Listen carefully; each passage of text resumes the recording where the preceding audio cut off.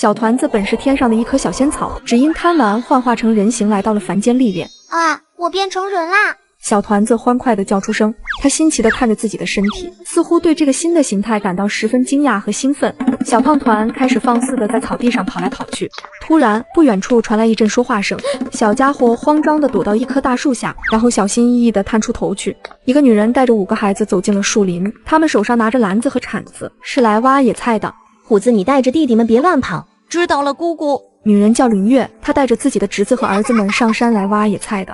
别光顾着玩，小心点，别伤着。知道了，妈妈。妈妈，我们找到好多荠菜。小团子眨巴着眼睛，好奇地盯着林月。妈妈。小胖团声音奶奶的，透着一丝期盼。好了，咱们下山吧。回家喽。5个小家伙迈着轻快的步伐跟着林月，一行人沿着山路往家的方向走去。小团子见状，也必跟在后面。一路上，孩子们有说有笑，还喊起了整齐的口号，迈着步子走得整齐。121 121。躲在树后面，小奶团眼珠子一转，肉嘟嘟的脸上挂上兴奋的笑。他从大树后面跑出来跟上去。121 1 2 3 4 5 6了。哎呦，这谁家小娃娃？这一数还真吓了一跳，咋还多了一个呢？妈妈，他穿得很单薄呢。他是林月的小儿子，小名三娃。小团子似乎受到了惊吓，慌乱地奔到距离自己最近的一棵树下躲藏起来。孩子别怕，你跟谁上山的？小团子眨着大眼睛，好奇地看着林月，似乎并没有被吓到。你叫什么名字呀？小团子摇摇头，问你咋不说话？妈妈，咱要把他带下山吗？带他下山回村里问问是谁家的孩子吧。妈妈。林月被小团子水汪汪的眼睛看得心软。我们现在就带你下山找妈妈，真是没良心，这么好看的小娃娃也不怕自己在山上出点事。到村子的时候，有人眼尖看到林月怀里的胖娃娃，忍不住好奇地凑过来。林月，你这是抱的谁家孩子？长得胖乎的，小模样真好。这是我们从山上捡到的。哎呦，这肯定是谁家不想要闺女故意扔山上的。人群中议论纷纷，说啥的都有。林月听到这些话，心里一揪。妈妈，她不是你妈妈，是我们的妈妈。是娃，是妈妈呀。是我妈妈，不是你妈妈。三娃，你别吓到妹妹。就是你和小娃娃生气丢不丢人？公，咱们要把她带回家吗？林月有些犹豫，她现在带着3个儿子住在娘家，已经让嫂子心里很不舒坦了。要是把这个小家伙再领回家，林月有些犯难，只能先带到家里了，等回头到处打听着看是谁家的娃娃。小妹妹，你别怕，我们都会保护你的。哎呦，你会说话呀？你叫什么名字呀？不知道啊，娘，要不咱就喊他四娃吧。先叫小宝吧，叫你小宝好不好？我是小宝啦，叫一声哥哥来听听。哥哥。几个男孩子都争着抢着答应。哥哥我。哎，我是也当哥哥的人啦。说说笑笑，很快到家了。林月抱着孩子进门，林母眼尖一下子就看到闺女怀里多了一个胖娃娃，不禁奇怪道：月儿，你这是抱的谁家娃娃？林月没应声。这孩子哪来的？你说话啊。姥姥，这是我妈在山上捡的。捡来的是啥意思？莲，我们在山上挖野菜，看到这小孩一个人在山上，我就给带下来了。歘，从山上捡到的，可怜见的哟。这是傻挨千刀的货干出来扔孩子这样的事哟。我带着他在村口问了半天，都说不知道是谁家的，我只好带回来了，总不能扔在外面不管吧。是啊。小宝，这是我姥姥。姥姥。哎呦，这么丁点大的孩子还挺懂事。你奶奶跟你姑在屋里干啥呢？东屋里一个女人挺着大肚子出来，冲着儿子问道：这便是林月的嫂子张桂枝了。我们从山上捡到一个小妹妹，长得可漂亮了，我姑给她找衣裳呢。张桂枝顿时皱起眉头，一股无名火从心底里冒出来。家里都穷成啥样了，养着她和3个崽子不说，现在还敢往家带野孩子。想到这里，张桂枝气冲冲地往西屋里走，刚走进屋就听到林母语气里略带遗憾地说道：咱们家都是一群皮猴子，要是你嫂子这一胎也能是个闺女就好了，和这小丫头长得一样好看那才。呵，我可不要啥赔钱货，我这只准是个儿子。小宝被突然进屋大声嚷嚷的张桂枝吓了一跳，缩在林月怀里不敢吭声。嫂子，咱娘不是这意思，她是说男女都好。这小丫头哪来的？我听孩子说是捡的，你不会要养着她吧？你妹子正和我商量呢，你看这么小的孩子要是不管，那咱不是亏良心吗？我的意思是叫在咱家先住几天，等赶明叫你们爹跟胡子爸去到处打听打听，找到这孩子家人就送走。家里本来就没多少口粮，留着这孩子几天得多吃多少粮食？啥时候缺你一口吃的了？我跟你爹都好好的，还轮不到你们当小辈的做主。见婆婆真的生气了，张桂枝倒是不敢再吭声了。我会听话的。林父和儿子林大勇顶着暮色回家，就看到家里多了一个小粉团子。哎呦，这小胖妞是谁家的？不是小胖妞，是小宝。这是咱家月儿带着几个孩子上山挖野菜捡到的。我做主让在咱家先住2天，你和大勇出去干活的时候给打听打听，看是谁家丢的。丫头，过来，我抱抱。小宝不怕，这是老爷。老爷，那你管我就得喊舅舅了。舅舅叫啥？还真打算让他常住下去了，用不了2天就送走了。小宝瘪着嘴，一副要哭的样子。小宝不怕，吃饭吧。桌子中间摆着一大盆野菜汤，每人1碗。除了野菜汤，还有窝窝头和玉米饼子。大人吃窝窝头，孩子们1人吃1个玉米面饼子。好吃好吃。二虎忍不住笑。玉米饼子有啥好吃的？你吃过馒头不？那才叫好吃呢。你还挺挑，这有饼子吃就很好了。再嘚瑟，以后和我们一样吃窝头。我还要喝。这孩子还挺好养活。林府乐了。可不，这野菜汤也喝得跟肉汤一样，看他吃得多香啊！这么能吃才被丢出来的吧？让你们捡回家当成宝了。大勇媳妇，你说啥呢？吃饭都堵不住你们的嘴，快吃！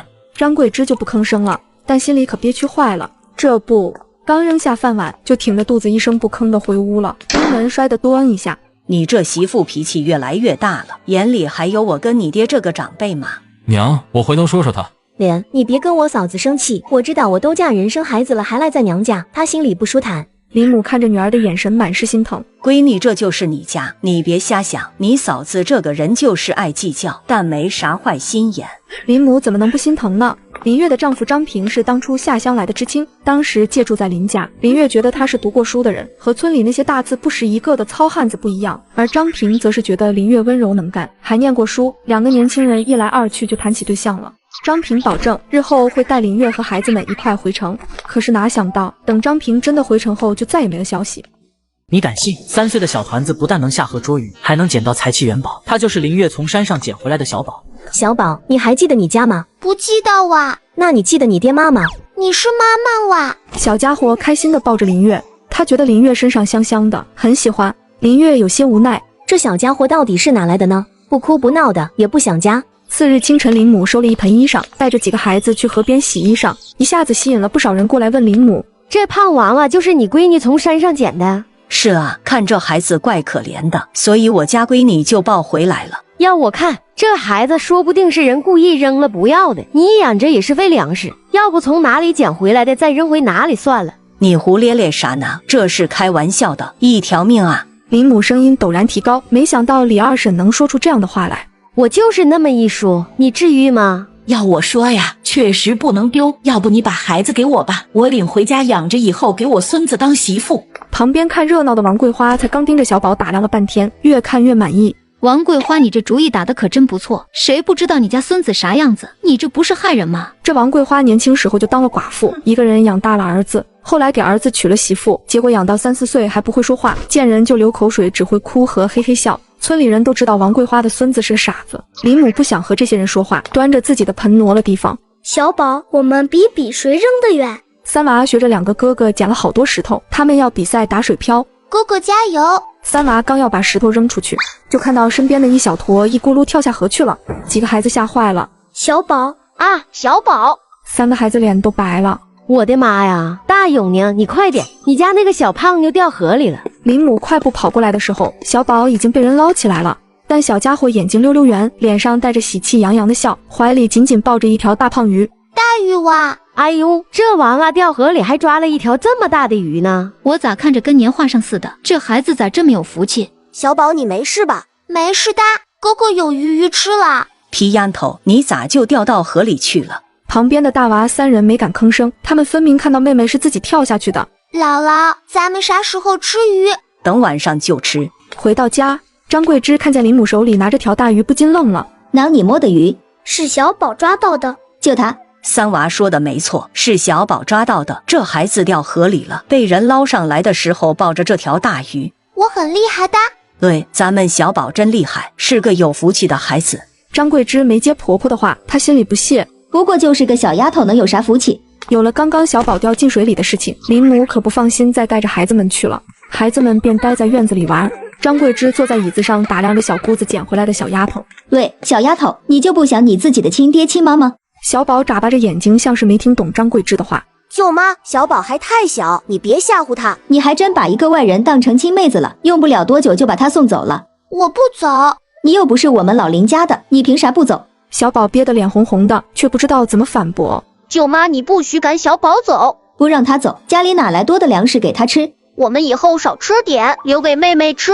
镜子，求求你了，你别撵妹妹走。我哪来那么大本事赶你人？说完，张桂枝气哄哄的回屋了。放心吧，小宝，哥哥们会保护你的。谢谢哥哥。正在这时，林月带着2个侄子蛙野菜回到了家，路上也听说了小宝掉河里抱上来一条大鱼的事情。妈妈，小宝想你。怎么掉河去了？吓到了吧？没有哦，小宝是去抓鱼了。哎呦，好大的鱼！这是小宝抓上来的。大娃一脸骄傲，就仿佛抓鱼的是他一样。小宝真厉害，但是以后危险的地方不要靠近，河水会淹死人的，知不知道？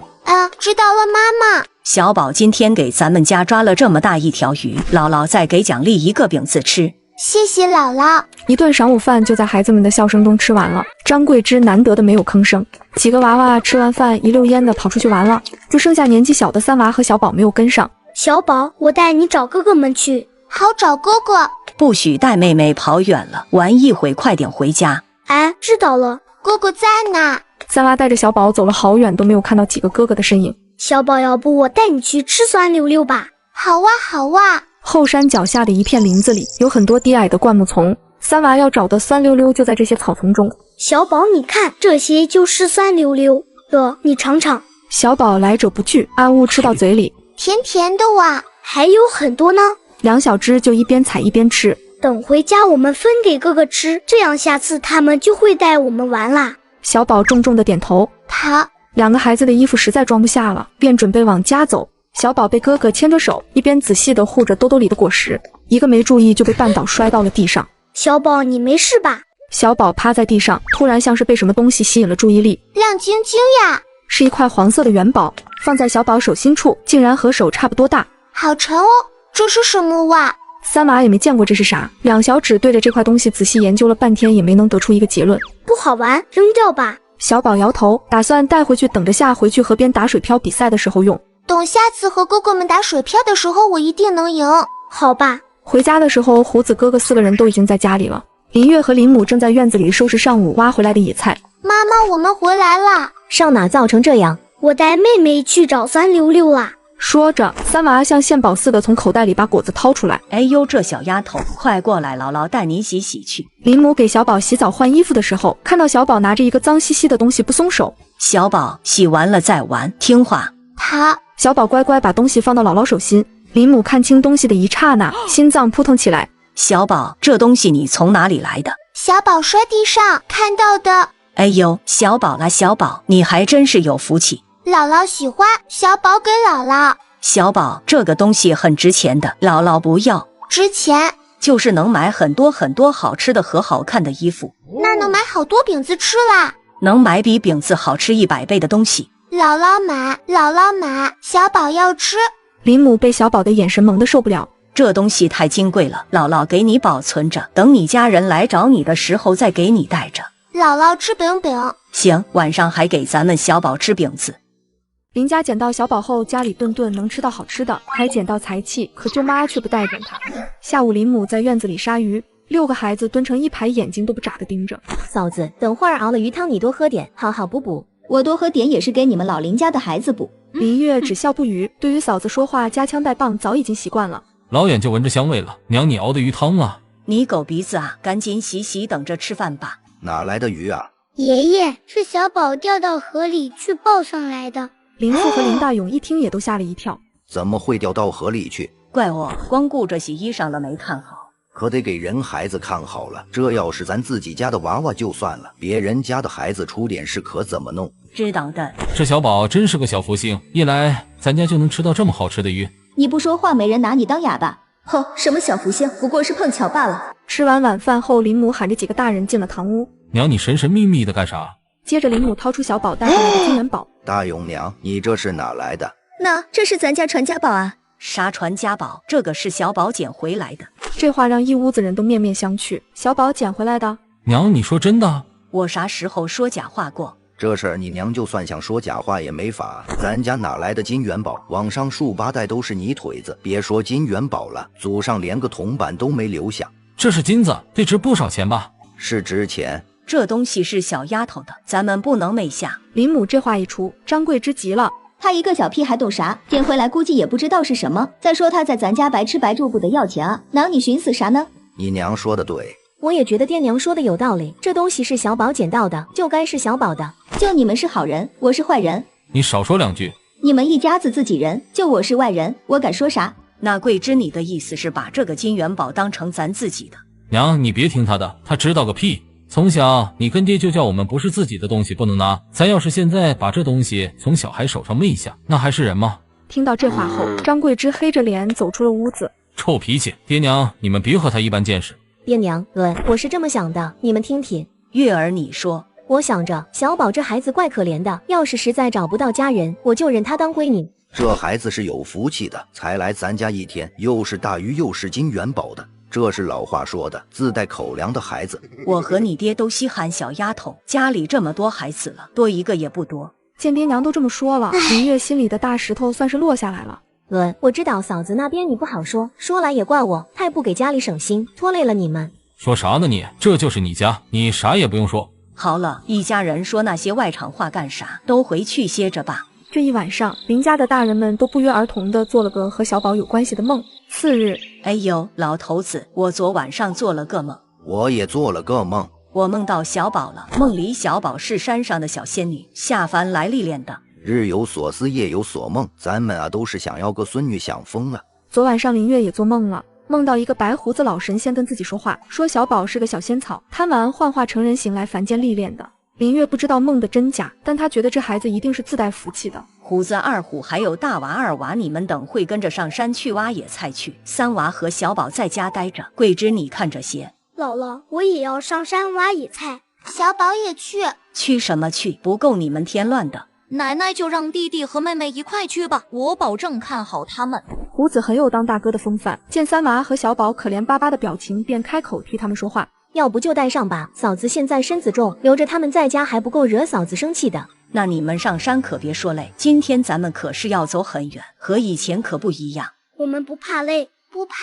张桂枝待在家里，看着林母一行人走远了，直奔了婆婆屋里，想要找出昨晚那块金元宝，可怎么找也没摸着。昨天明明看到婆婆把金元宝藏在这里的，怎么没有了？呵！张桂枝气得咬牙，这是在烦我呢。几人走着上山的路上，林母左右看看没人，从怀里掏出一个手帕包着的东西递给闺女。月儿，这个东西你穿好了。我和你爹商量过了，小宝是你领回家的，他又管你叫妈，这东西你保管得好，要是以后孩子找着家了，你就把东西给人家，要是找不到，这东西就你拿着。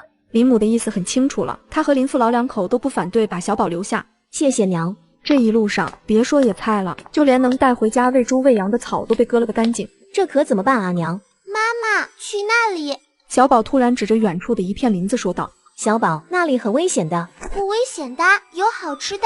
要不就去看看吧，反正山上人多，不怕。于是，一行人背着筐子跟着小宝和林月往那片林子走去。看着小宝对山上的地形那么熟悉，林母和林月对他们的梦就更加确信了，确信小宝这孩子真是个小仙女。大勇娘，你们也来山上挖野菜呀？是啊，你们挖多少了？你看看，就这点东西还不够回家几个娃娃一人一口的。我劝你们也别费力上去了，我们才从上头回来，啥也没了。谢谢婶子，我们还是上去看一眼吧，看看有没有剩下的野菜。几人说了几句便分开了，林母止不住的叹气，今年这光景还不知道怎么样呢。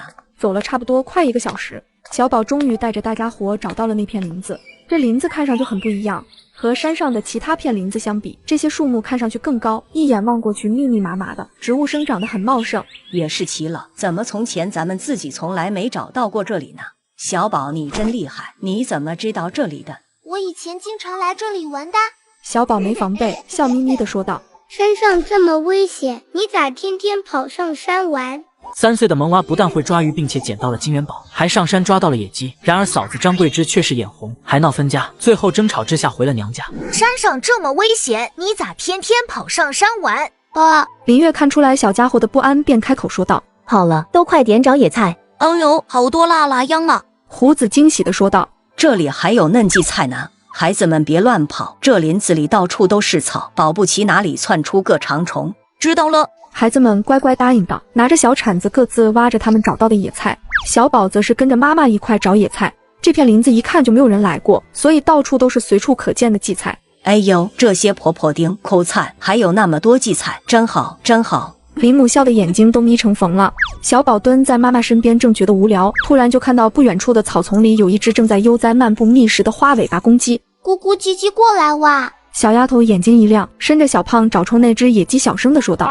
那只野鸡真的像是听懂小宝的话一样，朝着小宝的方向慢慢踱步过来了。小宝要吃肉肉啊！林月紧张地咽了口唾沫，就看到那只野鸡真的走到跟前，任由小宝抱了起来。妈妈，我抓到鸡鸡啦！这哪里是抓到的，分明是野鸡自己送上门的嘛！其他孩子和林母听到声音都围过来。妈，这是你抓的？是小宝抓到的。林月语气里带着难以言喻的激动，林母也激动，这真是小仙女到她家了。这鸡还怪沉的，一看在山上就吃了不少食。林母拎着野鸡掂量着，脸上都要乐开花了。小宝你可真厉害。是啊，小宝一来咱家，咱们又是吃鱼又是抓到鸡。那往后你们可得对小宝妹妹好点，多照顾妹妹，知道不？知道了，奶奶。知道了，姥姥。林母塞给小宝2个稍微软乎一点的玉米饼子，有些愧疚地说道：小宝，先啃饼子，等晚上回去，姥姥就给你炖鸡肉吃。她现在已经彻底把小宝当成是小仙女了。好哇好哇，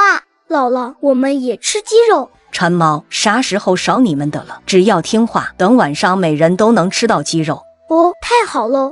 孩子们的欢呼声吵得栖息在林子里的鸟受到惊吓，扑着翅膀飞走了。差不多了，娘，咱下山吧，这些等下回再来摘。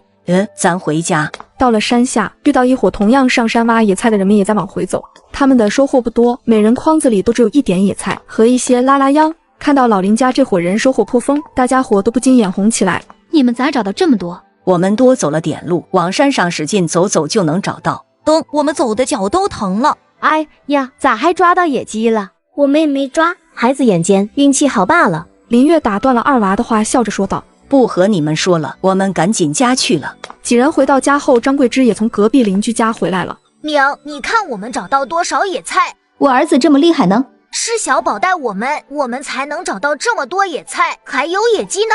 可不嘛，大勇家的，你瞅瞅，这么大一只野鸡，是咱家小宝抓到的，晚上熬了汤，你可好好补补。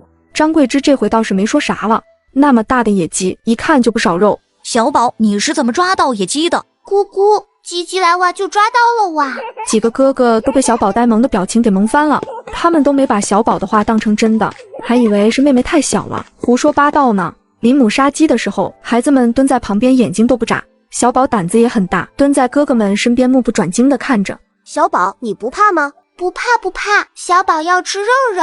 好好好，到时候给咱小宝奖励一个大鸡腿。咱娘也真是的，哪有胳膊肘往外拐的？谁是他亲孙子、亲外孙？咱娘是觉得这野鸡是小宝抓到的，这才想让小宝吃鸡腿的。一个小屁孩，我看你们真拿他当快宝了。嫂子，以后这话你别再说了，叫孩子们听到了不好。再说小宝这孩子乖巧又聪明，还这么有福气。不等林月说完，张桂枝就冷笑着打断了他的话。再有福气也是外面的野孩子，现在啥光景？家里养着多少张嘴吃闲饭？林月脸也难看起来。你这话啥意思？我带着我的孩子住在我自己家，这算吃闲饭？我可没说。当初我和大娃他们爸在一块，还是你撮合的。现在我们分开了，没让你沾着光，你就开始翻脸不认人是吗？林月却不打算就这么放过张桂枝，她要把话说清楚，省得张桂枝成天阴阳怪气的。谁翻脸不认人了？你出去打听打听，天底下哪有我这么好说话的嫂子，让一个嫁人的小姑子成天住在家里，还住好几年。你也是没用，连个男人都看不住，现在带着3个拖油瓶还不够，还要再捡回来一个赔钱货，你是不是脑子进水了？林月也就我这个嫂子心善，还说你，赶紧趁着年轻再找个人嫁了吧，再过几年你想找都找不到人呀。张桂枝越说越来气，伸手指着林月，什么难听就说啥。不许你说我妈妈。干啥？2个大人还拌嘴，当着孩子们的面不嫌丢人？莲，我带着孩子住在娘家这么久的确不合适，往后我带着孩子们单过吧。月儿，你胡说啥呢？娘，我没胡说，我其实早就想过了，家里的确是太紧巴了，等日后孩子们长大了就更没地方了。我等几天去问问大队，看看村西头那个破房子能不能让我们先住着。林月说完，心里反而踏实起来。林母急得掉眼泪，胡子和二虎也哭了，他们是被姑姑带大的，听到姑姑要搬走，两个孩子哭着对张桂枝说道：“娘求你了，你别撵我姑。”滚一边去！我啥时候撵他了？白眼狼，你们跟谁近？大勇家的你也不用在这里发邪火。既然你们都觉得过不到一块去，那咱就分家。林母的话音刚落，张桂枝和林月都惊讶地抬起头看着林母。啥？家里就大勇一个儿子，娘你分啥家？在我们老林家，儿子闺女从来都一样。再说了，大娃、二娃、三娃都改姓林了。既然你们姑嫂处不到一块，那就分家。听到林母的话后，张桂枝傻眼了。她没想到婆婆竟然偏心闺女偏到这个份上了，竟然分家还要带上闺女的一份。张桂枝气不打一处来，收拾了包袱就往外走。娘，你去哪？上你老家去，走，跟我一块走。胡子和二虎却往后缩了缩。我们不去，真是白养你们了。娘，你也别走了，跟我奶认个错吧，晚上家里吃鸡肉呢。张桂枝看了一眼家里，林母林月都没有出来挽留的意思，气得她眼睛一翻，就独自走了。莲，其实我嫂子也没说错啥，我一个小姑子赖在家里确实不是那回事。要是换过来，我嫁人，婆家有个出门子还带着孩子住娘家的小姑子，娘你指定也替我不平呢。林家自从带回来了小宝，吃的也慢慢变好了，而张桂枝赌气回了娘家，看到娘家稀稀的饭菜，顿时后悔了。现在林月感觉自己在娘家会影响家庭和谐，就打算自己带着小宝和孩子搬去外面住。我知道他心里憋屈，但你是我闺女，手心手背都是肉，你要是就这么自己出去单过日子，那不是剜我肉呢？林母也叹气道：“等晚上你爹回来，就叫去大队给问问那房子的事儿，咱们也学别人家一样分家。”小宝独自蹲在角落里，嘴角下瘪，眼睛红红的。三娃看到妹妹垂着头，一个人可怜巴巴的待在那里，赶紧跑过去：“小宝，你怎么啦？都怪小宝，静静生气走了。”小宝一开口，大滴大滴的眼泪掉在地上。你别哭呀，小宝不怪你，妈妈说以后带我们搬走，往后你就不用怕镜子说你了。懂，我娘就是脾气大，她天天一生气就往我老家跑，等我爹去接她，她就消气了。小宝被哥哥们你一言我一语的安慰了好一会儿，终于露出笑模样了。奶奶开始做饭了，有路过的人闻着香味都走不动道了。老林家做的啥好吃的？咋这么香？我闻着是肉味。帮村里人家盖房子的林父和林大勇终于回家了，离家还有100米远就闻着香味了。这香味不会是咱家的吧？静坐美梦。老爷，咋没人喊我啊？舅舅，哎，舅舅，静静跑了哇！小宝说完后，林母从屋里刚好出来，脸色不大好看的说道：“胡子娘回娘家了。”又咋的了，娘？伦，怪我？怪你啥？你是我妹子，哥心疼你还来不及。你嫂子那个脾气我知道，嘴上不饶人，肯定又欺负你了是不？没欺负我，你别瞎说，你快去接嫂子回来吧。先等等，月儿说了要出去单过，老头子大勇你俩啥意思？啥？是不是你嫂子撵你反了她了？哥你别瞎咧咧，是我自己想出去单过的，总是住在家里不好。好好的，你看啥要走？这就是你家，你走哪里去？闺女，你就在家待着，你爹养得起你，还有我外孙子，我养得起。我说我的意思，我觉得月儿带孩子出去过也不是不行。这话一出口，林大勇和林父都摆手反驳，林母不给他们开口的机会。孩子大了就该各过各的，省得天天吵架，日子过不安稳。再说胡子大娃他们一天天都大了，家里也没那么多地方住。我的意思是分家，家里东西分，让月儿去问问大队，村西边那间没人住的房子能不能给月儿住。林母的话，林父吧嗒着旱烟听进去了。总之我是一定要带孩子出去单过的。你们同不同意分家？半晌，林父点了头，我同意。大勇呢？我没意见。伦，咱们还在一个村，你还是天天都能见到我。好好的非得出去。林母和林父看着儿子女儿兄妹情深，也觉得欣慰。行了，这事儿就定了，吃饭吧。大勇，我给包了点鸡肉，你拿着去接你媳妇儿去。我不去。林大勇黑着脸说道，心里对媳妇生气，气他就那么容不下自己亲妹子。你牛脾气又上来了是不？要不吃了饭再去吧，吃了饭你们爷俩去大队长家。老头子你给问问房子的事儿。大勇借自行车去接桂枝。林大勇没吭声，等于是默认了。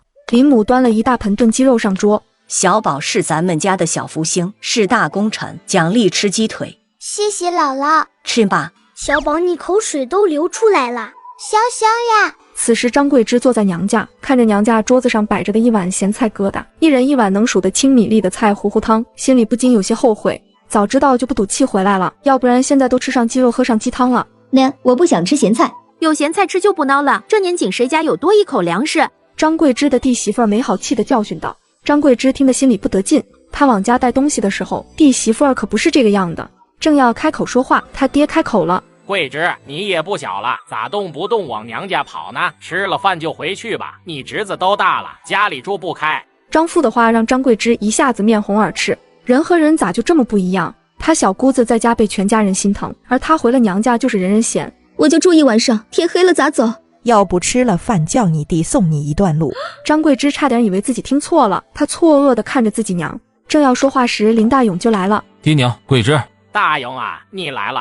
爹娘，这是我娘家带来的鸡肉。林大勇把报纸包了好几层的鸡肉放到桌子上，张家人的眼神立马就变了。姐夫你坐，我们正说着待会儿给我姐送回家呢，你就来了。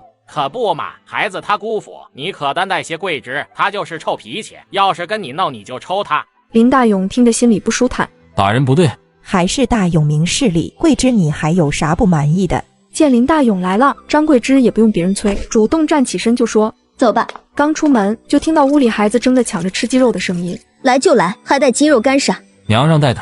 娘让你来接我的。那还能有假？你也是大着肚子还到处乱跑。呵，谁叫你们老林家不拿我当人看？谁不把你当人看了？不把你当人看，能让我拿着鸡肉骑自行车来接你？这话倒是让张桂枝心里舒坦了一大截。我给你们老林家生了2个小子，肚子里这个包拯也是，我可是有功的。行，你最厉害了，行吧？不过这儿子闺女的话，以后可别再说了。我们家不搞重男轻女的一套，这都新社会了，妇女也顶半边天。叶儿，我去问了你队长叔了，他说那房子批给你住了。爹，谢谢爹。妈妈，是因为小宝才搬走吗？不是，是妈妈想带着你和哥哥们搬走的。妈妈，我会很乖很乖的。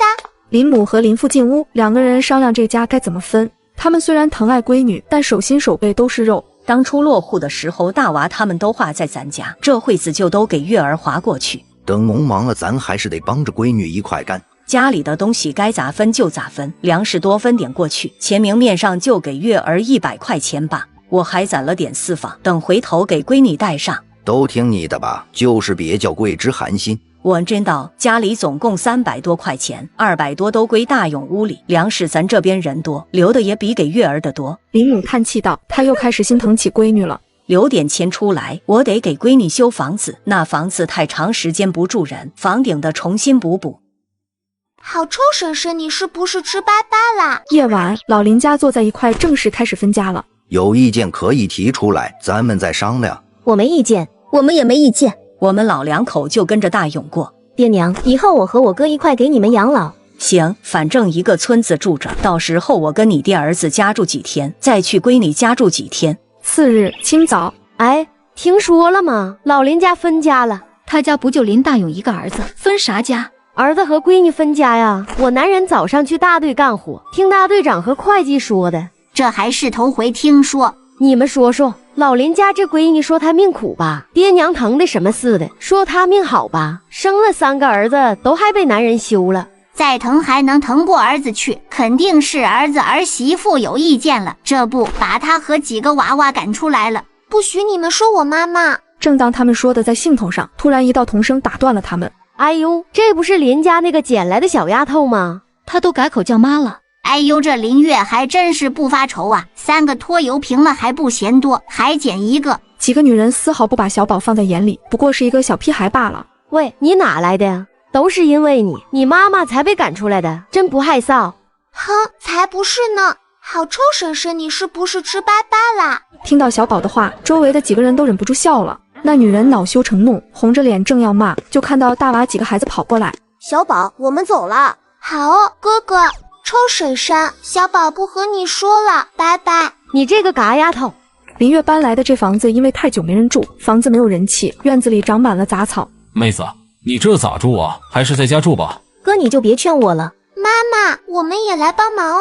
去，出去玩去吧。虎子带着弟弟妹妹们别去远地方。知道了，奶奶。尤其是你妹妹，别让摔着。知道啦，姥姥。孩子们走到一片开阔的地方，二虎提议道。咱们玩捉迷藏吧。行，我要当抓人的。小宝不会哇。很简单的，小宝到时候二哥闭着眼睛数数，我们就找地方藏起来，让二哥找我们。对，要是被我抓到了就输了，要是我抓不到你就赢了。要是赢了的，咱们中午多吃1个饼子。一听见饼子，小宝顿时眼睛亮了。吃饼哇。行，那咱们开始玩吧。等我数到100，我就去找你们了。见妹妹愿意玩游戏了，二娃这才闭着眼睛开始数数。1、2，小宝你快点藏起来，被抓到就没饼子吃了。不要，小宝要吃饼饼。小宝最擅长的事情就是藏起来了，在某个草堆里，头顶着树叶，脸上身上脏兮兮的抹着野草和泥。哥哥找不到小宝。小宝一边嘟囔着，一边嘴角带着甜甜的笑容，竟然睡着了。至于几个哥哥，陆陆续续就被找到了。小宝还挺厉害，藏哪去了还没被抓到？不知道。小宝出来吧，你赢了。找了好一会儿都没听到小宝的动静，大娃皱眉，得出个结论：小宝丢了。孩子们慌了，匆匆跑回去找大人。传，对，都去找找，好好的孩子咋能丢了呢？正当老林家乱套的时候，小宝也醒了。哥哥还没找到小宝。就在这时，路过的一个妇女看见一个胖娃娃坐在草丛里，便开口说道：哎呦，这不是老林家捡的小闺女吗？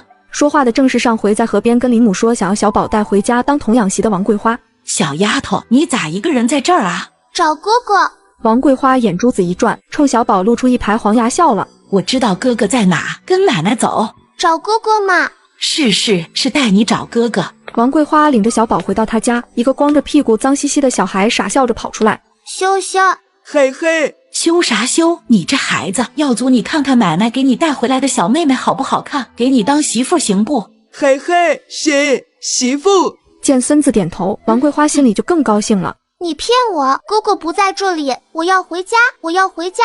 你再喊信不信我打你了？你老实点，给我宝贝孙子当个小媳妇儿，以后家里少不了你一口吃的。呸呸呸，你是大坏蛋。你不累你就跑吧，反正我锁门了，你哪儿也去不了。嘿嘿，好玩好玩。好玩你个头啊，你也是坏蛋，你是小坏蛋。嘿嘿蛋。耀祖来，奶奶给你做饭吃，饿死这个臭丫头，饿上2天我看你还嘴硬不？王桂花牵着孙子往屋里走，至于小宝，她一点都不担心。门锁了，除非这小丫头长翅膀。小宝瘪着嘴，一副要哭的样子。小宝想找妈妈，想姥姥，想哥哥们。正当他要掉眼泪的时候，耀祖开口道：嘿嘿，媳妇。我才不是呢，你是坏蛋，我不跟你好。去。耀祖伸手举到小宝面前，竟然是一个圆滚滚的煮鸡蛋。给我的。嘿嘿嘿。小宝突然觉得这个傻哥哥好像也没那么坏嘛。谢谢你。小宝开心的接过鸡蛋，暂时都忘记自己被人偷走的事情了。还不等他开心的咬下去，就见一只脏兮兮的小手从小宝手上把鸡蛋夺走了。嗷呜！傻耀祖一口咬下去，小宝呆了。呜呜，坏蛋，大坏蛋！呜呜，我要找妈妈，妈妈，姥姥啊！小宝哭的那叫一个撕心裂肺，声音大的离谱，哭的王桂花心惊胆战的。哭啥哭啥，要死啊！我要回家，呜呜！此时老林家一群人也在村里到处找小宝。虎子，你回家看看，小宝是不是自己回去了？林母他们见到人就问，几乎是挨家挨户的找了。突然，林月小跑的步子突然停了下来，她隐隐约约好像听到小宝哭着喊妈妈的声音了。嘎丫头，你给我过来！我不，我妈妈一定会来找我的。别做梦了，你一个赔钱货，丢了都没人找，你以为你是香饽饽？你胡说！你就乖乖留下，往后听我的话，照顾好耀祖，家里不缺你一口吃的。要是还不听话，你就等着我把你掐死扔河里去吧。小宝害怕的往后退了退，嘴一瘪又放声哭起来。这下林大勇也听到声音了，小宝的动静。两个人顺着声音一户户的找，终于锁定了最远处的王桂花家。小宝，你在里面吗？小宝捉迷藏被人拐了，居然还说自己赢了要吃饼饼，一家人哭笑不得。现在林月来救小宝。妈妈，我在。听见小宝的回应，林大勇一脚把门踹开了。林月一眼就看到站在院子里惨兮兮掉眼泪的小宝。小宝，我可怜的孩子，有妈妈在，别哭。林大勇，你们这是干啥？小心我告你们私闯民宅。我家小宝咋在你家？你偷孩子？谁偷孩子了？我是在路边捡回来的，就许你们家捡孩子，不许别人捡孩子了。你放屁！小宝，别怕，你和妈妈说怎么回事。他是大坏蛋，他说带我找哥哥。小宝不怕，妈妈和舅舅在，没事了。林月心疼坏了。王桂花，你还狡辩？那又咋了？我在路边捡到的，你有啥证据说我偷小孩？这会儿林母和林父带着孩子们赶来了。听到王桂花的话，林母气得上去就要和她厮打。别以为我不知道你的心思，你就是想把小宝拐到你家给你的傻孙子当媳妇。我告诉你，你做梦。这回的吵闹声也引来了村民的围观。各位乡亲们，大家伙都在，这孩子叫小宝，以后就是我林月的闺女，往后还希望诸位大娘婶子、乡里乡亲的多照顾。是啊，这是我们老林家的孩子，往后大家伙都帮忙多照看些。我林老二在这里谢谢大家伙了。行，放心吧，往后这孩子我们大家伙都知道是你家的呢，谁都偷不走。对，但是经过今天后，全村人都知道小宝是林家的孩子了。小宝，你可吓死我们了！哥哥，我赢了嘛？赢喽！太好了，小宝要吃饼饼，还吃饼饼？往后要是乱跑，就不给饼子吃。小宝以后不可以跟着别人乱走，要是被人带到很远的地方，我们就找不到你了。不要，小宝听话。好，咱们回家给小宝做饼子吃了。我们的饼子也给小宝吃。几个哥哥就都表示要把他们的那份都给妹妹吃。该这样，让你们好好看妹妹都没看好。不要不要，小宝吃不完的，胖胖，小宝少吃点。今天过后，林月就要带着4个孩子搬到村西头住了。几个孩子正在一起玩，正玩得乐乎时，远处一头老黄牛正发疯似的朝着正在游戏的孩子们冲撞而来。孩子们快跑快跑快跑！大娃最先反应过来，救命啊娘！三娃，小宝快跑！胡子几个大孩子还不忘记回头去找弟弟妹妹。三娃拽着小宝鞋都跑掉了。哎呦，生产队的牛疯了，快跑啊！几个过路的大人也吓得脸都白了，扁担一扔就往家跑。胡子和大娃各自拉住一个孩子，三娃和小宝几乎是被拖着往前跑。那头牛发出一声愤怒的咆哮，同时加速冲了过来。哎呦！三娃突然身体失去平衡，摔倒在地。三娃，大娃也因为惯性被带倒，重重地摔在地上。快去救孩子们了！远处传来几声焦急的呼喊声，几个手持农具的男子急忙飞奔而来。然而，当他们赶到时，却看到令人震惊的一幕：一个身材胖乎乎、圆滚滚的可爱小女孩。她小小的身躯正勇敢地挡在了那头体型巨大且凶猛的疯牛面前。此刻，那头原本狂躁不安、横冲直撞的疯牛，居然真的奇迹般地停下了。牛牛别怕！他伸出胖乎乎的小手，轻轻抚摸那头牛。刚才还暴躁无比的疯牛，在感受到小宝轻柔的抚摸之后，竟然像是突然失去了所有力气一般，就这么直挺挺地轰然倒地。这时，民兵队的也赶来了。砰！一声巨大的枪响，那头疯牛再也不能起来伤害人了。哎，好好的牛咋就疯了呢？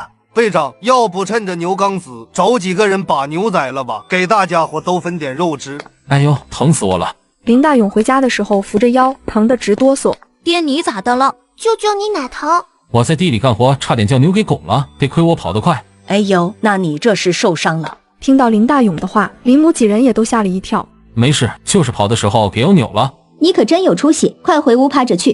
爹，你真行，还不如我们呢。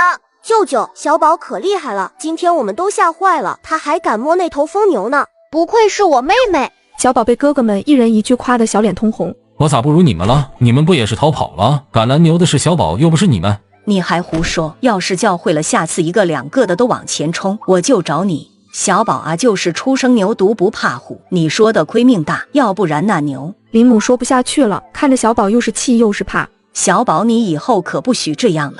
小宝是为了保护我。三娃替小宝抱不平了，都是你，你要是跑快点不就没事了？一家人正在教训孩子，生产队队长就来了。都在家呢。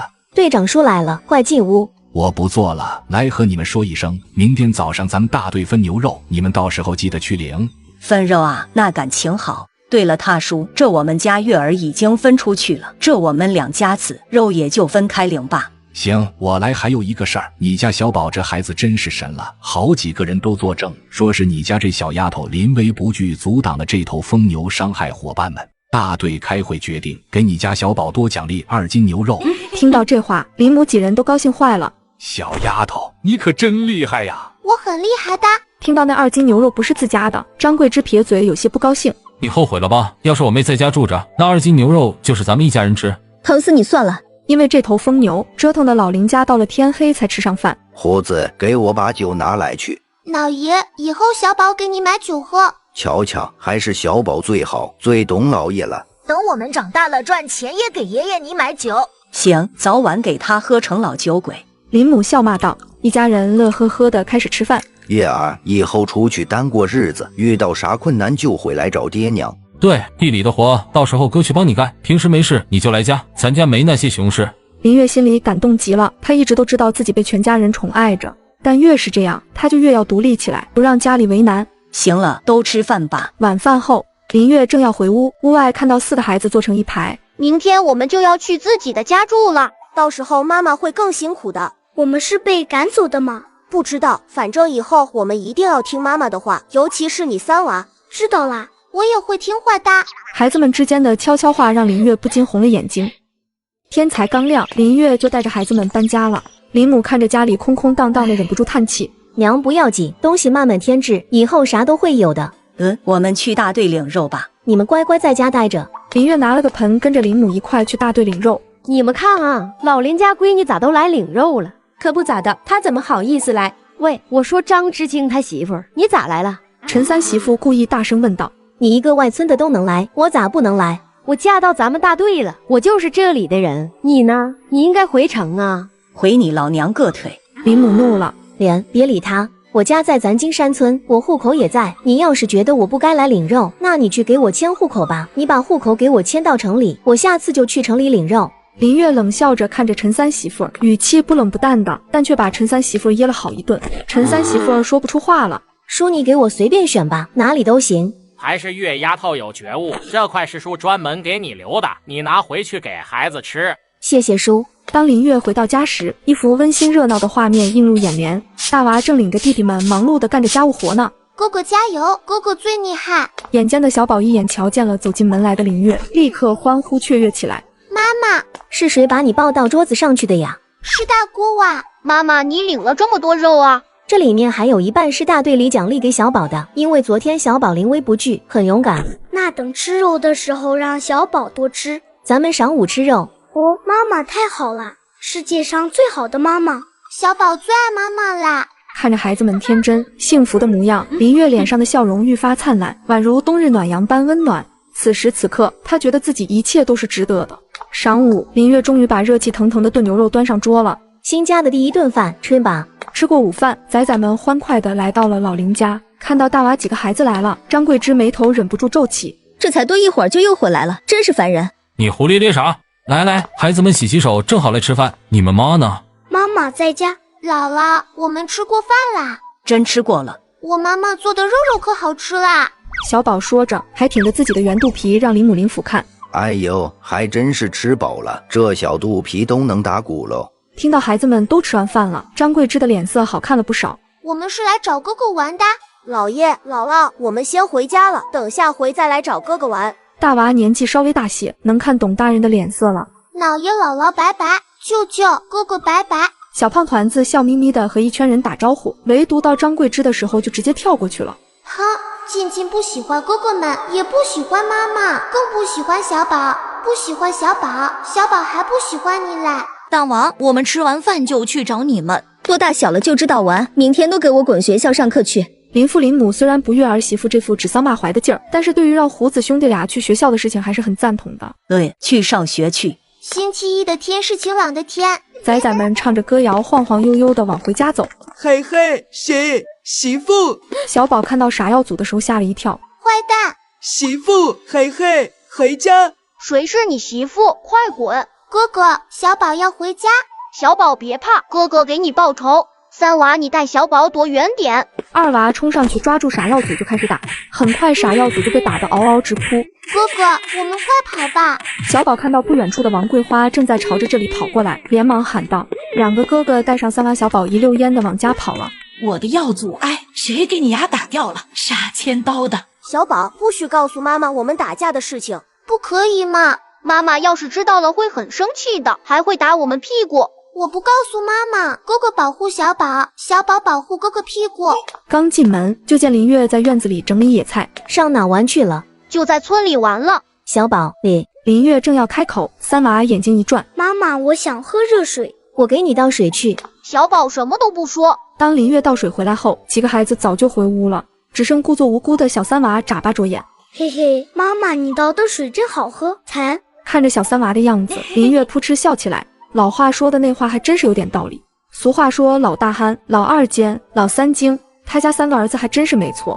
这边王桂花带着他的宝贝孙子在村里闹腾了一晌午，他的宝贝孙子被人打了，牙都被打掉了。林月脑海里浮现出大娃二娃灰头土脸回家的样子，再想想几个孩子不自然的神色。林天泽、林天启、林天华都给我出来！小宝妈妈喊了，妈妈没喊小宝哦。小宝你也出去，要是妈妈打我们，你就拉着妈妈。的。小宝乖乖点头。承认错误还是好孩子，我就给你们一次机会。妈妈，对不起，是我带弟弟打的傻，打的耀祖。不是哥哥，是我先动手打的，哥哥是为了帮我。妈妈，我们也给哥哥加油了。三娃的话让大娃和二娃都忍不住笑出声了。笑什么笑？你们把人家的牙都给打掉了，你们还笑？妈妈，哥哥是帮小宝，小宝害怕，小宝不是他媳媳。什么媳媳？傻耀祖拉着小宝说小宝是他媳妇，上回他奶就要把小宝偷走，哼，他们都是坏人。林月听到孩子们的话，心里十分欣慰。你们能团结起来保护弟弟妹妹，我觉得很高兴。孩子们啊，你们都是妈妈最疼爱的宝贝，以后也要一直这样相互关爱哦。妈妈，那您不会再打哥哥的屁股了吧？放心吧，妈妈不打了。太好了，小宝最喜欢妈妈了。真是个小滑头。明天妈妈想去镇上买一些布料回来，给小宝做新衣裳。妹妹长得这么好看，要是穿上新衣服肯定更俊了。妈妈，我也要去。小宝跟我去镇上，那大娃你们3个下午只许在家门口玩，不许跑远了。妈妈，你会买好吃的吗？三娃也想去镇上，但他不好意思像妹妹一样撒娇。看你们表现，要是表现好，我就给奖励好吃的。妈妈，你放心吧，我们一定听话。上过学的都知道，人在学校心在家。大小虎2兄弟为了逃避上学，还来小宝家躲了起来。现在下午，林月带着小宝正往镇上走，就碰见了林母。姥姥，小宝，你和你妈这是上哪去啊？我要带着小宝去供销社买东西，娘你有要带的东西不？林月说完，看着林母这喘息的样子，又问：娘你又上山了？没啥要买的，家里啥都不缺，我这不是上山转转吗？你说也是奇怪了，上回咱们去的那片林子，我怎么转也找不着了。是不是娘你记错位置了？真是怪了。小宝知道误。好，小宝听话，跟妈妈去买东西吧。等下次姥姥上山就让小宝带着，好不好？好。一路上母女俩说说笑笑的，终于到了镇子上的供销社。同志，我想买布。要啥颜色的？新鲜点的就行，我给我女儿做衣裳。有几个尚未成婚的售货员看到小宝时，都不禁眼前一亮。小朋友，告诉阿姨们，你今年几岁啦？我3岁啦。你叫什么名字？你长得真漂亮。我叫小宝，你们也漂亮哦，姐姐。哎呦，这孩子太好玩了，他管咱们都叫姐姐呢。小宝，姐姐这里有瓜子，还有几个地瓜糖，都给你吃。谢谢漂亮姐姐。同志，你这女儿太可爱了，真羡慕你呀。谢谢你们。从供销社出来，小宝开心的拉着妈妈的手，迫不及待的想要回家了。哎呦，这不是林月吗？林月在看到那女人的一刹那，脸色微微变了。请你让开，我要带孩子回家。呵，看这小孩年纪也得2岁多了吧？张之清跟你刚离婚，你就改嫁了，你还真是。苏青青，你闭嘴！我和张平离婚了，你不必拿话刺我，我早就不在乎他了。苏青青也是金山村的，当初她为了追求张平，天天往林家跑。后来得知张平喜欢林月后，就把林月视为仇人。切，分明是张之清醒悟了，看不上你。你呀，现在过得一定很惨吧？活该！你才活该！小宝那圆嘟嘟的小脸因为愤怒而涨得通红。哟，小胖妮，你知不知道你妈妈是个很贱的女人啊？听到这话，小宝瞬间被激怒了，他小小的身躯爆发出巨大的能量。小宝和你拼啦！小宝由于速度太快，就这么一头扎在了苏青青的肚子上，随着砰的一声闷响，两人一同摔倒在地。小宝，你哪里疼了？妈妈看看，摔到哪里了没有啊？妈妈，我不疼。林月，你敢让你闺女打我？你别不要脸了！你当着一个孩子的面无辜骂人，我女儿是听不下去了，为了维护我。对，这小孩真懂事，知道护着自己娘。就是我刚才可看见了，是这女同志先嘴巴不干净挑事的。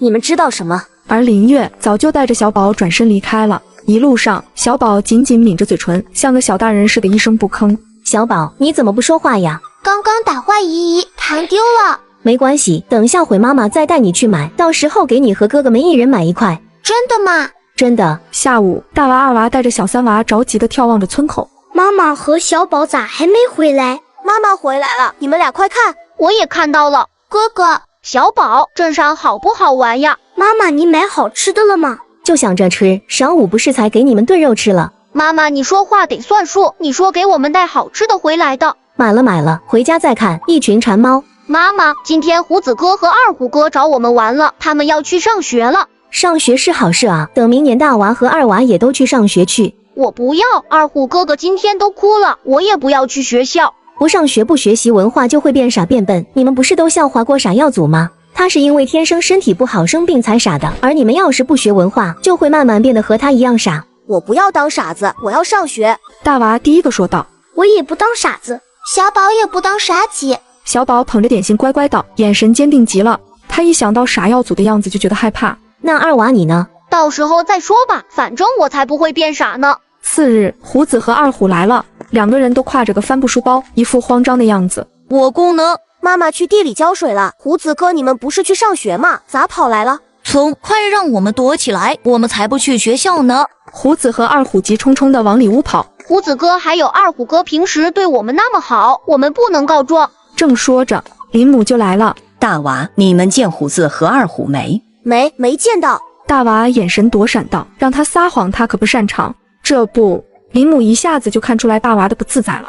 林母没好气地冲屋里喊道：别躲了，胡子二虎你们自己出来，不然我可就让你们爹狠狠打你们一顿。胡子哥，我们没告状。奶奶，我们不想上学。真是随了你们爹，不去也得去，不上学就是睁眼瞎。妈妈说不上学就会变傻姐，对，变成傻子就会和傻耀祖一样，以后娶不上媳妇了。林母扑哧笑了，三娃理解的倒是很透彻。这时，林母突然想起小宝带他们上山挖野菜的事。小宝，你还能带我们找到山上咱们上次去的那片林子吗？小宝带姥姥去，姥姥我们也去。好，咱们去喊上你们妈妈一块去。小宝带领着一群人很快就来到了上次他们去过的那片林子。真是奇了，我来了好几趟就是找不到，小宝带咱们一找一个准。我很厉害的。你们带着妹妹在这里不许乱跑。林母和林月准备大干一场，这么多野菜带回家又能吃好些天了。小宝，我们也来挖野菜。大哥你和小宝一组，我和二哥一组，咱们比赛看咱们谁先挖到一筐。比就比。小宝看到哥哥们都很认真的埋头在地上挖野挖，小家伙左看看右看看，突然眼睛一亮，找到啦！小宝跑了2步，自顾自地蹲在一处，开始小心翼翼地挖起来。我挖到一个啦！小宝，这萝卜还没长大呢，你就给挖了？要长大的嘛。那一边挖野菜的林母往这边看孩子们在干啥，这一看不要紧，林母差点以为自己看错了。月儿，你快来，你看小宝手上拿着的那是不是山餐啊？姥姥妈妈，你们看。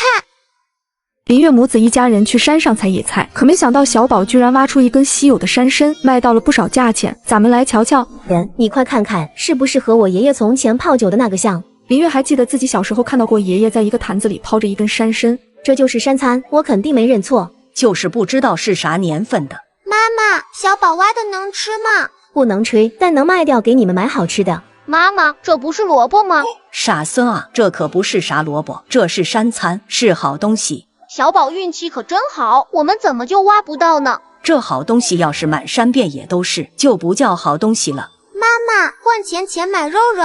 爹，回家就给小宝和哥哥做肉吃。等回头你去镇上找方神医去，叫他看看这个山参是啥年份的，值不值钱。方神医从不骗人。对，等我下午就去问问。下山后，这会子已经过了晌午了。下午你们在家，妈妈去镇上办点事。妈妈，你要去卖山参吗？对呀，带上你们走得太慢了，在家听话，我回来给你们做好吃的。吃肉肉。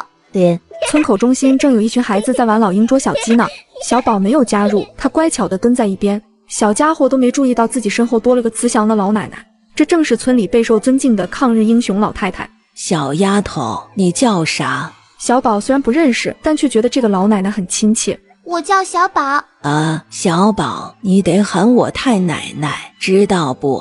太奶奶好。哎呦，小宝真懂事，和月丫头小时候一样招人待见。你认识我妈妈？是啊，你妈妈小时候长得和你一样俊，你们还真是有缘分。老太太坐在旁边一块大石头上，抱着小宝，生怕给他摔地上，动都不敢动。你这小娃娃倒是不认生。太奶奶是好人，小宝知道。小宝竟然坐在太奶奶身上。大哥，咱们得把小宝救回来。我咋看着小宝在笑呢？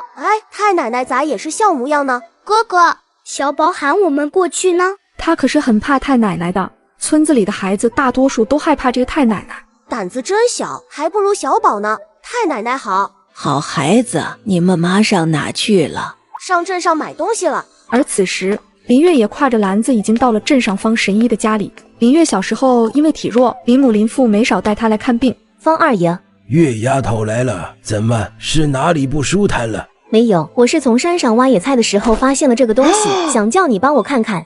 方二爷从林月手里接过来一看，月丫头，你真是好运气啊！这是野山参。那二爷这野山参你收不？你这山参年份虽然不算久，但也至少有50年了，好东西，确确实实的好东西，我收。那能值多少钱？月丫头，二爷跟你说实话，这野山参你要是拿到县城仁善堂去卖，能换400块钱，但在我这里，我只能给你360块。方二爷不舍得把视线从山参上挪开，表情微微惋惜，想着恐怕要和这上好的野山参无缘了。二爷，那我就把这山参卖给你了。我这就去给你拿钱。和方二爷道别后，林月大步往供销社走去。同志，给我来1罐麦乳精，10块地瓜糖。呀，是你呀，同志，你今天咋没带孩子来？刚好来镇上办点事，把孩子放家里了。你家那孩子真是俊，是个小福娃。我们秦姐上回和你们家孩子说了几句话，晚上回去做梦还梦见你家小丫头了呢。结果你猜怎么着？没几天呀，秦姐突然觉得恶心不舒服，去医院查了才知道怀孕了。我还和大家伙说，要是再遇见你家小丫头，一定要好好感谢呢。真是恭喜你啊，秦同志！但这事儿你真的不用谢我家小宝，是你缘分到了，孩子自己来了。不，我和我丈夫结婚5、6年了都没怀上孩子，我们本来都不抱希望了，一定是沾了你们家小宝的福气。秦姐说着眼泪都要出来了，林月有些不知所措。这2包点心你就当是我的谢礼，带回去给孩子吃吧。这不行，我不能要。同志，你一定得收下，要不我和我家里都不能心安。你把这点心拿回去给小宝吃，我肚子里的孩子也能再沾沾福气，平安长大。是啊，这位同志，秦姐都这么说了，你就收下吧。对，我们秦姐人可好了，这回怀孕了，我们大家伙都替她高兴。你收下点心回去给你家小福娃吃。供销社里的其他售货员也纷纷替秦姐说话，林月无可奈何地收下了。到家的时候，仔仔们正在家里玩呢。妈妈，我好多好吃的。妈妈，小宝想你。妈妈也想小宝。林月看围着篮子不时发出惊讶兴奋的欢呼声的3个臭小子，见了好吃的比见了亲妈还亲，真是白眼狼。妈妈，我也想你。妈妈，珊珊卖了很多钱对吧？要不你咋能买这么多好吃的？就你知道，把东西提到屋里去。小宝，哥哥们在家听话没有啊？哥哥们很乖，小宝也乖。妈妈，今天村里的太奶奶抱小宝了，真奇怪，太奶奶竟然还对小宝笑，我们过去也对我们笑了。这有什么奇怪的？妈妈不是告诉过你们吗？太奶奶是非常了不起的英雄，你们见了她一定要尊敬，要有礼貌。可是太奶奶看上去很凶，小宝，你不怕太奶奶吗？太奶奶很好的，小宝喜欢她。孩子们正叽叽喳喳地说着，院子外传来声音：月丫头，老太太来了，快进屋坐。这是从前家里留下来的，放着也是可惜。你给小丫头做身衣裳穿，剩下的给你家几个小子看看也作践。这怎么好？我一个老婆子了，总不能穿这么嫩的颜色吧？那不跟老妖婆一样了。孩子们，太奶奶来了，快点打招呼。太奶奶好。太奶奶，你是来找小宝玩的吗？对，小丫头，你瞧你抹的小花猫似的。孩子们，这是太奶奶给的布，专门拿来给你们做衣裳呢。你们要好好谢谢太奶奶。谢谢太奶奶。听到妈妈的话，再看看慈眉善目的太奶奶，孩子们觉得太奶奶好像也不是特别凶嘛。月丫头，你这家里没有个劳力，总归是不安全。赶明儿你去村里头问问，弄只狗回来养着。我知道了。小宝看上了一头小猪仔，但刘大娘却说这猪生下来就有病活不久。然而小宝仍然把它带回家养，最终没想到这小猪居然被小宝把病养好了。现在小宝换好看的新衣了，这是妈妈给小宝新做的衣服，喜欢吗？啊，妈妈，小宝喜欢你。林月被小宝软萌的样子迷得不行。哥哥呢？哥哥早就出去玩了，就剩你这个小懒虫不肯起来。哼，不带小宝。今天村里刘奶奶家的老母猪下崽了，你哥哥们都去看了。小宝也想去看。哥哥，小宝你起来了。刘大娘，下了几只小猪啊？下了4只，就是有1只不中用，估摸着今天就得死。小宝目不转睛地盯着草堆上那只粉粉嫩嫩一动不动的小猪。妈妈，怎么了小宝？妈妈，我想要那只小猪。小宝，这是刘奶奶家的小猪。丫头，这小猪生下来就有病，活不久，你带回家干啥？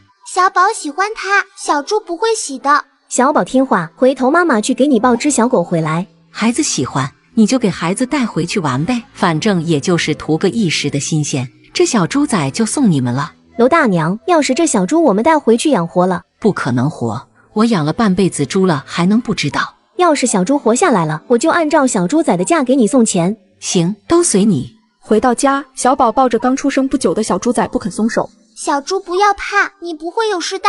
太好了，以后能有猪肉吃了。小宝生气地看着哥哥，才不是呢，小宝不和哥哥好啦。小宝，你养着小猪仔不是为了吃肉？妈妈，小宝喜欢它。好好，那小宝就要尽责任，以后好好养它吧。我们给小猪起名字吧。小宝呆萌的脸上浮出一抹惊喜，叫红红吧。行，都听你的。而筐子里那只虚弱的小猪仔竟然也跟着哼唧了一声。林月觉得惊奇，小宝的福气还真是连猪都不放过啊。当天晚上，红红已经能挣扎着站起来了。小红红，快吃吧，长大和小宝还有哥哥一起玩。小宝，放心吧，他都吃东西了，明天一定就好了。林月家里一片温馨，然而老林家此时却乱作一团。林大勇，你给我嗷啥？你有没有良心？大勇，别吵了，孩子们都在呢。娘，你别管。林大勇这次是真的气坏了，家里竟然出贼了，贼还是他媳妇。你上回说你弟家娃娃得病，我爹娘给你拿了20块钱让你回去。上次过节你又说要10块钱孝敬你爹娘，逢年过节咱也从没有空着手回去过，对你娘家实在也算可以，你为啥还要偷爹娘的钱？原来前2天张桂芝娘家捎口信让张桂芝回娘家一趟，结果张桂芝从昨天回去之后就一直不大对，今天张桂芝就反常的把全家人都支出去了。林大勇回家取工具的时候，就看到他媳妇在爹娘屋里翻箱倒柜的找东西。什么叫偷？林大勇，你别没完没了的。分家的时候，爹娘已经把钱都给咱们了，钱呢？听到丈夫的话，张桂芝眼神躲闪。你问这个干啥？我问你钱呢？大勇有话好好说。孩子之间的事儿你就别管了。你把钱都拿到你娘家去了，是不？你别说的这么难听，我娘说是借的。少给我说这些，这么多年只有借没有还。林大勇，你有没有良心？我给你们老林家生了虎子和二虎，我现在肚子里的马上也要出来了，我就是你们老林家的大功臣，跟我娘家接点钱你就这样？我拿家里的钱怎么就算偷了？我娘说能从城里给我弟买个工作，到时候我弟就是城里人了，到时候咱家虎子、二虎以后也能沾光，到时候长大了也能让他们舅舅在城里给找个好工作。张桂芝越说越起劲，眉飞色舞的，一副马上就要过上好日子一样的表情。林大勇失望极了，过不下去了，张桂芝，我们离婚。林大勇，你说啥？我说离婚，等你生完孩子，咱们就离婚。林大勇，你没良心！我给你生了2个儿子，肚子里的也是儿子，你还想和我离婚？你做梦！我从来没要求你必须给我生儿子，不管是儿子还是闺女，我们林家从来没要求。姑姑，虎子、二虎，你们怎么大半夜的自己跑出来了？出什么事了？虎子和二虎哭的眼睛都红肿着。我娘摔了，我爹和我爷奶送娘去医院了。别哭，你和姑说，你娘咋会摔了呢？呜呜，我爹和我娘吵架，娘打我爹，自己摔地上了。今晚上就从姑这里睡，等明天一早我就去医院看你娘去。次日天还没亮，林月就来到了医院。我嫂子怎么样了？妹子，你侄女没了。林月一下子愣住了，不知道该说什么好。你咋来了？孩子们自己在家能行？我来看看，过会儿就回家。嫂子，你别太难过了，孩子以后还会有的。难过啥？大夫说是个丫头，月儿你来的正好，你劝劝爹娘和你哥，这有啥好哭的？又不是小子。张桂芝淡淡说道，语气里听不出一点对这个孩子的惋惜。那好歹是你怀胎10月的骨肉，你说这样的话，娘，我能生虎子和二虎，我就一定能再给你生个3孙子，你放心。闺女，这里也没啥事，你快回家去吧。娘，你跟我爹也回家吧，反正明天就出院了，一堆人在这也没用。那你自己在这能行，可别再吵架了。没事娘，我不和他吵。林大勇闷声闷气道，他现在甚至不想和张桂芝说话了，夫妻俩之间像是有了一条巨大的裂缝，越来越远了。林月带着林父林母走出医院。爹娘，我哥和嫂子咋回事啊？你嫂子叫猪油蒙了心，上我跟你爹屋里偷钱，叫你哥抓着了。孩子咋会没生下来呢？大夫说胎大，加上你嫂子摔了一跤，路上耽误了功夫，孩子难产，还没出生就憋没了。林母说着眼圈又红了，可怜这孩子了。哥哥，你们快来呀！小宝一个人待在院子里照顾小红红。哥哥，小红的病好了。我姑养猪了，太好了！等过年是不是能吃到猪肉了？不许吃小红哥哥大坏蛋！小宝，你讲不讲理呀？养猪不就是用来吃肉的吗？才不是呢！胡子哥，你别逗小宝了，我妈说了，可以养着小红。等回头猪长大了，可会很臭的。小宝会给小红红洗澡的。你自己都不会洗澡呢。哼，不喜欢胡子哥哥啦。等呀，小宝哥哥逗你玩呢。我带你找好吃的去。胡子连忙冲小宝说道。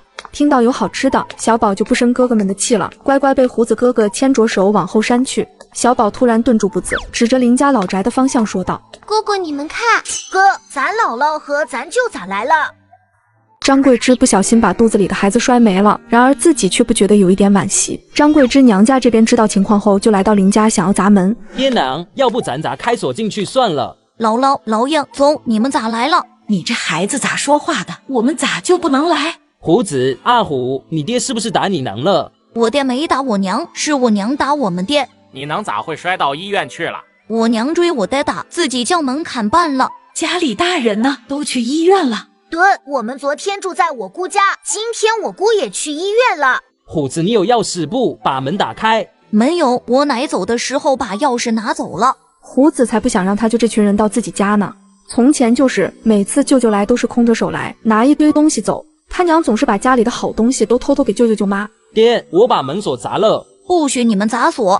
胡子和二虎急了，张着手挡在门前。大娃几个孩子也站在哥哥们身边挡着门。嘿，我说这几个崽子都起来，要不我不客气了。胡子听话，带着弟弟起开，你就这是给你们娘撑腰呢？才不是，你们要找我娘就去医院了。老林家大门外的吵嚷声很快就引来了一群吃瓜群众，而三娃和小宝悄悄跑开了，他们去找太奶奶来帮忙了。太奶奶会帮我们吗？会的，妈妈说太奶奶很厉害的。哦，那我们跑快点。三娃听到小宝的话，似乎有了信心。老太太看到气喘吁吁的两个小家伙闯了进来。小宝、三娃，你们咋了？太奶奶，有坏人要砸我们姥姥家的锁，大人们都去医院了，我哥哥们都在拦着。别急，有我在呢。小宝和三娃带着老太太赶到的时候，老林家门前已经围了一堆看热闹的人了。都给我住手！你谁啊？轮得着你多管闲事？你别管我是谁，你光天化日之下来我们村子随便砸人家的锁，还欺负孩子，我就管定了。你们这些人就眼巴巴地看着外村的人来咱们村耀武扬威的，就看着咱们村的娃娃被人欺负。老太太，这是人家家事儿，他们是老林家的亲家，我们咋能掺和呢？是啊，人家娘家人来撑腰的，俺们咋管？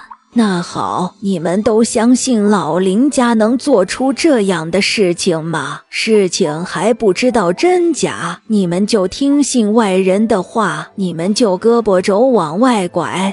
老太太眼神凌厉地望着他们，眼里满是失望。今天你们袖手旁观，来日你们自己家有事，别人也会一样。老太太说的对，我们不能叫外村人欺负咱们自己人，欺负咱们的孩子。人群中不知道谁高喊一声：“老太太，你说咱咋办？”送大队里去，等老林家大人回来了再说。放开我！你们金山村的人不讲理是不是？金山村的人都是土匪啊！看着张家三个人被拉走了，人群中发出叫好的哄笑声。咱们村的人往后要团结起来，一致对外。孩子们则是崇拜地看着太奶奶。谢谢太奶奶，太奶奶最好了。小宝乖，以后你们要是遇到困难，都可以像今天一样来找太奶奶。林月和林父林母刚到村口，就听说家里出事了。奶奶，我姥姥他们来了，还要砸咱家门。还好我和小宝聪明去喊了太奶奶帮忙，太奶奶让几个叔叔伯伯把坏人拉走了。林父和林母听见后直奔大队，果然看到大队部外头站了一堆人。这是怎么回事？我们刚从医院回来，就听说亲家你们来砸门。我们这不是着急吗？有你们这么办事的，趁着我们不在家就来欺负孩子，还要砸门，着急你们咋不去医院？林母可知道他们是啥心思？哎呦，爹娘你们怕啥？是他们没理。我们咋没理？我姐都叫你们打医院去了，你们有啥理？以为我们老张家没人了是不？我告诉你们，这事儿可没那么容易就算了，掏钱，要不我们就把我姐和孩子都接回家去，急死你们！林母气得不行了，没想到张友才会这么不讲理。亲家你们也是这么想的？胡子他奶，这事儿啊，确实是你们家不对，我就这么一个闺女，叫你们这么欺负去了，我心里难受啊。这么样吧，掏100块钱，这事儿就算了。这100块钱是给谁？当然是给我们了。张友才急了。好啊！林父着面前3个没良心的人，彻底的没有了想要继续聊下去的心思。老头子，咱走吧。哎，啥意思？你们啥时候拿钱了？你闺女在医院住着呢，明天就能出院，到时候找你闺女要去吧。林母说完就和林斧头也不回的走了。我闺女生的是啥？是不是又给你们老林家生了个大胖小子？老婆子你咋想的？大勇不是说离婚吗？林，哎，午饭后，几个孩子们兴奋地挎上小篮子去摘桑葚。瞧瞧，这林月家的小丫头多好玩啊，白白胖胖的。都说3岁以下的小孩眼睛毒，你叫过来问问，让他看看你肚子里的是男娃还是女娃。大娃、二娃，你们过来。大娃认出这是他们村里的四婶子，人很好的。四婶婶好。小宝也跟着哥哥们乖乖地喊人，眼睛却好奇地盯在婶婶的肚子上。婶婶，你肚子里有小宝宝哦。是呀，小宝，你帮婶婶看看是男孩还是女孩呀？爸，小宝宝乖乖哦。是男孩还是女孩啊？有弟弟也有妹妹呢。小宝乐呵呵地说完，便被不安分的小红拽了一把绳子跑开了。等等我们，小宝，你去医院查了没有啊？说不准这么大的肚子真是双胞呢。哪有这样的好运气？前儿我男人刚带我去了乡镇医院去查了，医生说就一个，真希望肚子里的小家伙快点出来，要是跟那小宝一样白白胖胖的就好了。几个小孩找到了几棵野生的桑葚树，看着也格外粗壮茂盛。二虎，咱俩爬树上摘。胡子和二虎爬到树上去采摘桑葚，大娃、二娃、三娃还有小宝则是在地上捡那些熟透的果实。好甜哦！我们多采一些，等下次赶集的时候让大人带咱们去卖钱。对，到时候咱们也能和大人一样厉害，能挣钱了。小宝在地上捡了小半筐的桑葚，肉嘟嘟的小脸上抹得到处都是果浆的颜色。小宝突然看到不远处，小红红正在乱拱着什么。哎呀，小红红，你找到的吗？你太厉害了！草丛里竟然藏着一颗长得很奇怪的草。小红红，你吃吧，吃了就会变得和小宝一样不生病了，还会变聪明哦。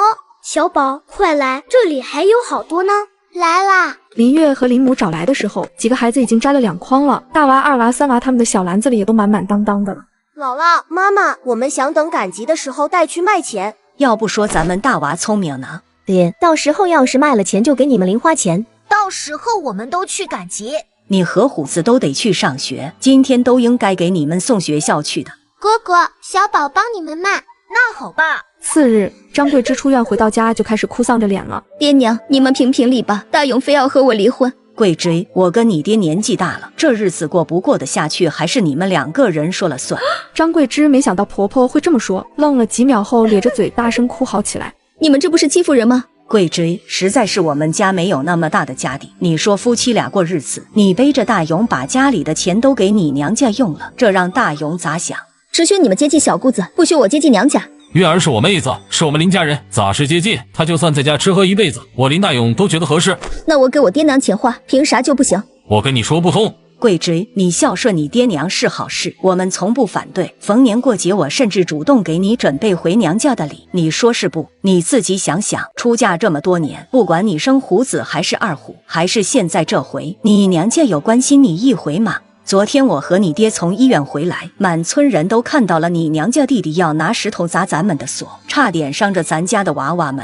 林母说着，脸上的表情也越加难看起来。一想到昨天的事情，他就忍不住的生气。啥？听你娘说完。他们不知道从哪里听到的，说是大勇把你打进医院的，但他们不去看你，反而来家里砸锁。你爹娘和你弟弟的意思让我们掏100块钱，他们就再也不提了。你说你娘家人对你有真心不？张桂枝听到这话，竟然还得意起来了。怎么样，这回知道我娘家有人撑腰了吧？张桂枝，你脑子里装的是不是喜啊？听到这话，林大勇暴怒。他们要是心疼你，早就去医院了，他们不过是想要钱罢了。闺女，我们老林家真是没得说了，你自己好好寻思寻思吧。你爹娘说不准这2天就来找你了，到时候你自己好好看看他们是要钱还是要你这个闺女吧。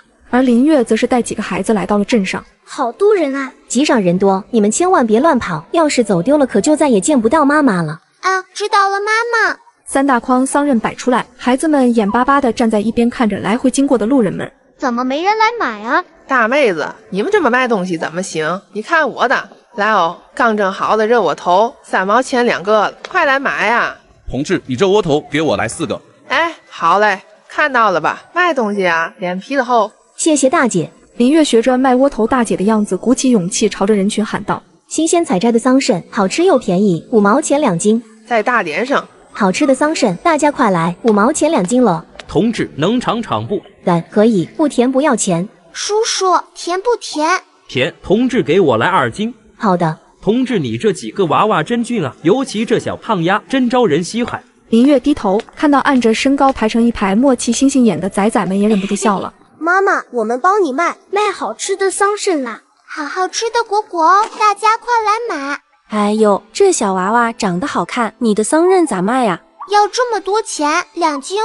不管是谁来买，都忍不住想逗逗这小胖丫头。母子几人配合得十分默契。我们赚了2块多了，孩子们表现得不错，继续努力，等卖完妈妈给你们买好吃的。一筐桑葚很快就要卖完的时候，小宝突然盯着路对面一个卖菜的摊子，紧皱眉头。小宝，你咋了？要拉粑粑吗？坏蛋，是小偷。小奶音颤了颤，在嘈杂的人声中格外突出。一个年轻女人下意识地伸手摸自己的衣服兜，一只粗糙的黑手恰好被她抓了个正着。哎呦，你别跑，你偷我钱，抓小偷啊！很快，那个小偷就被人3两下的擒住了。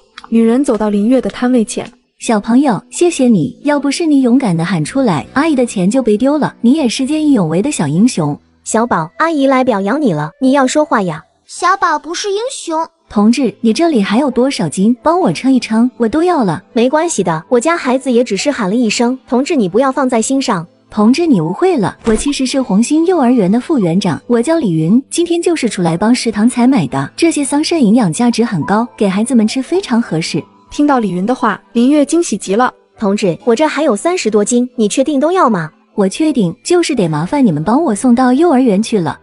这没问题，我用板车给你推过去。林月带着仔仔们跟着李云从集市上出来，往附近的红星幼儿园走去。同志，你这几个孩子怎么没送到幼儿园？我们村里的小学一般都是6、7岁才让孩子上学，幼儿园和小学不一样，我们专门招3岁到6岁之间的孩子。这么小，在学校能学到东西？当然可以了，可别小看孩子们。你看你家这些娃娃，不就是一个比一个机灵呢？机灵啥呀？净淘气了。一路上说说笑笑，很快就到了。我还是头回知道咱们镇上有个幼儿园呢。我们学校是今年才建起来的，咱们镇上有好几个厂子，附近的孩子都送来上学。孩子们别怕，你们可以在这里玩一会。孩子们，妈妈一会儿就来。林月和几个仔仔叮嘱了一声，推着小车跟着李云去幼儿园的厨房。你们也是来上学的吗？林大勇和张桂芝离婚了，回了娘家，发现待遇可比林家差多了。随后想去找孩子帮自己说说话，看看能不能挽回，可平时都不对自己孩子们好，又偷了钱，孩子们也懂事了，孩子们又怎么会帮他呢？现在小宝他们在幼儿园结交了新的朋友。你们也是来上学的吗？不是，我们跟妈妈来给你们送桑葚。啥是桑葚呀？哥哥给你吃。谢谢你。小胖子接过来，毫不犹豫地放到嘴巴里。太好吃了。那当然了，这可是我们自己采的。我叫刘小国，你们叫啥？我是大娃，他是2娃，这是3娃，还有这是我们妹妹，她叫小宝。你们要是来上学就好了，我们就能天天一起玩了。孩子们很快熟络了，凑在一块滔滔不绝地聊起来。小宝妹妹，这个给你吃，是老师发的奖励，我没舍得吃。谢谢小胖蝈蝈。我是小国哥哥。刘小国语气略微着急道：我妹妹太小了，说话还不清楚的，你不许凶。那好吧，随便她喊吧。我要回教室上课了，希望以后还能和你们玩。再见了，刘小国。再见，小胖哥哥。此时老林家张家人又来了。钱呢？见不到钱，今天就把人带回家。爹娘，我可怜的闺女呀，你受苦了。姐夫，钱呢？都准备好了吧？要不我们把人接走了。什么钱？你准备还钱了？大勇，你这是啥意思？这媳妇儿我们家不要了，你们来的正好，接走吧。林大勇，你啥意思？我姑娘给你生完孩子，你就要闹离婚？是啊，亲家你们也不管管。孩子呢？姐，你把我外甥带上，咱回家把虎子和2虎也都带走。生了个丫头，谢了。啥？听到闺女的话，张家人一愣。你们不是要接人吗？走吧，咱们现在就去公社离婚。虎子和2虎你们带不走，从前你张家借我林家的钱，我们1分不要了，好聚好散。大勇，你这是干啥？这啥话不能好好说？我家桂枝跟你这么多年，你就一点情分不顾了？你不用和我说软乎话，我林大勇娶媳妇儿，看着娶的是他一个人，实际上娶的是你们老张家，我养不起，离婚必须离。大勇，我不走，你把我撵走，虎子和咱2虎就是没娘的孩子了。等你出了月子，咱去公社盖章。这话如同晴天霹雳一般，张桂枝直接崩了。再不走，咱们就算这么些年，张桂枝背着我给你们借了多少钱？张家人听见林大勇这番话，也害怕真的要他们把钱吐出来，也没敢吭声了。娘，你去屋里给桂枝把衣裳收好，让她带走吧。林大勇说完，去拿了锄头，转身也出门了。行了，你也别哭了，孩子离不了娘，等孩子放学回家找不见你就闹了，到时候他老林家肯定来接你。对，娘你说的对。回家后，林月把今天赚到的钱堆到桌子上，一共挣了10块钱，咱们家和姥姥家对半分。妈妈，你说给我们零花钱的。就你着急，妈啥时候说话不算数过？自己好好保存，不许拿着出去玩瞎恩色，要是丢了我可不给第二回了。知道了，妈妈。小宝第一次拥有零花钱，开心的不得了，紧接着又不放心的掏出来。妈妈，小宝怎么了？小宝不要零花钱了。为什么呀？妈妈存着，小宝想买东西的时候，妈妈帮我买。小家伙咧嘴狡黠一笑，把钱放到妈妈这里才是最安全的嘛。咱们小宝真聪明。仔仔们在家玩，林月则是回娘家给林母送钱去，家里静悄悄的。爹娘，闺女来了。咋了这是？今天你哥叫你嫂子跟着张家回去了，说是等你嫂子出月子就去公社盖章离婚的。我现在就是可怜你2个侄子，要是知道爹娘离婚，孩子会不会记恨上大人？怎么会呢？虎子和二虎都大了，都懂事了，没事的娘。我们回来了，奶奶有吃的吗？我饿死了。姑你来了，你今天赶集去了吗？赚钱了吗？卖了，我这不就是来送钱的吗？林月把钱递给林母，说了今天赚了多少钱后，林母和林父都不由得惊讶。哟，赚了这么多。我爹和我娘呢？你娘回你姥姥家住些日子。林母不忍说实话。多，太好了，希望我娘在我姥姥家多住几天。胡子也咧嘴嘿嘿乐道，不是他们没良心，是因为他们娘实在太霸道了。张桂枝被接回娘家后，自然没有在老林家那样躺在炕上坐月子的待遇了。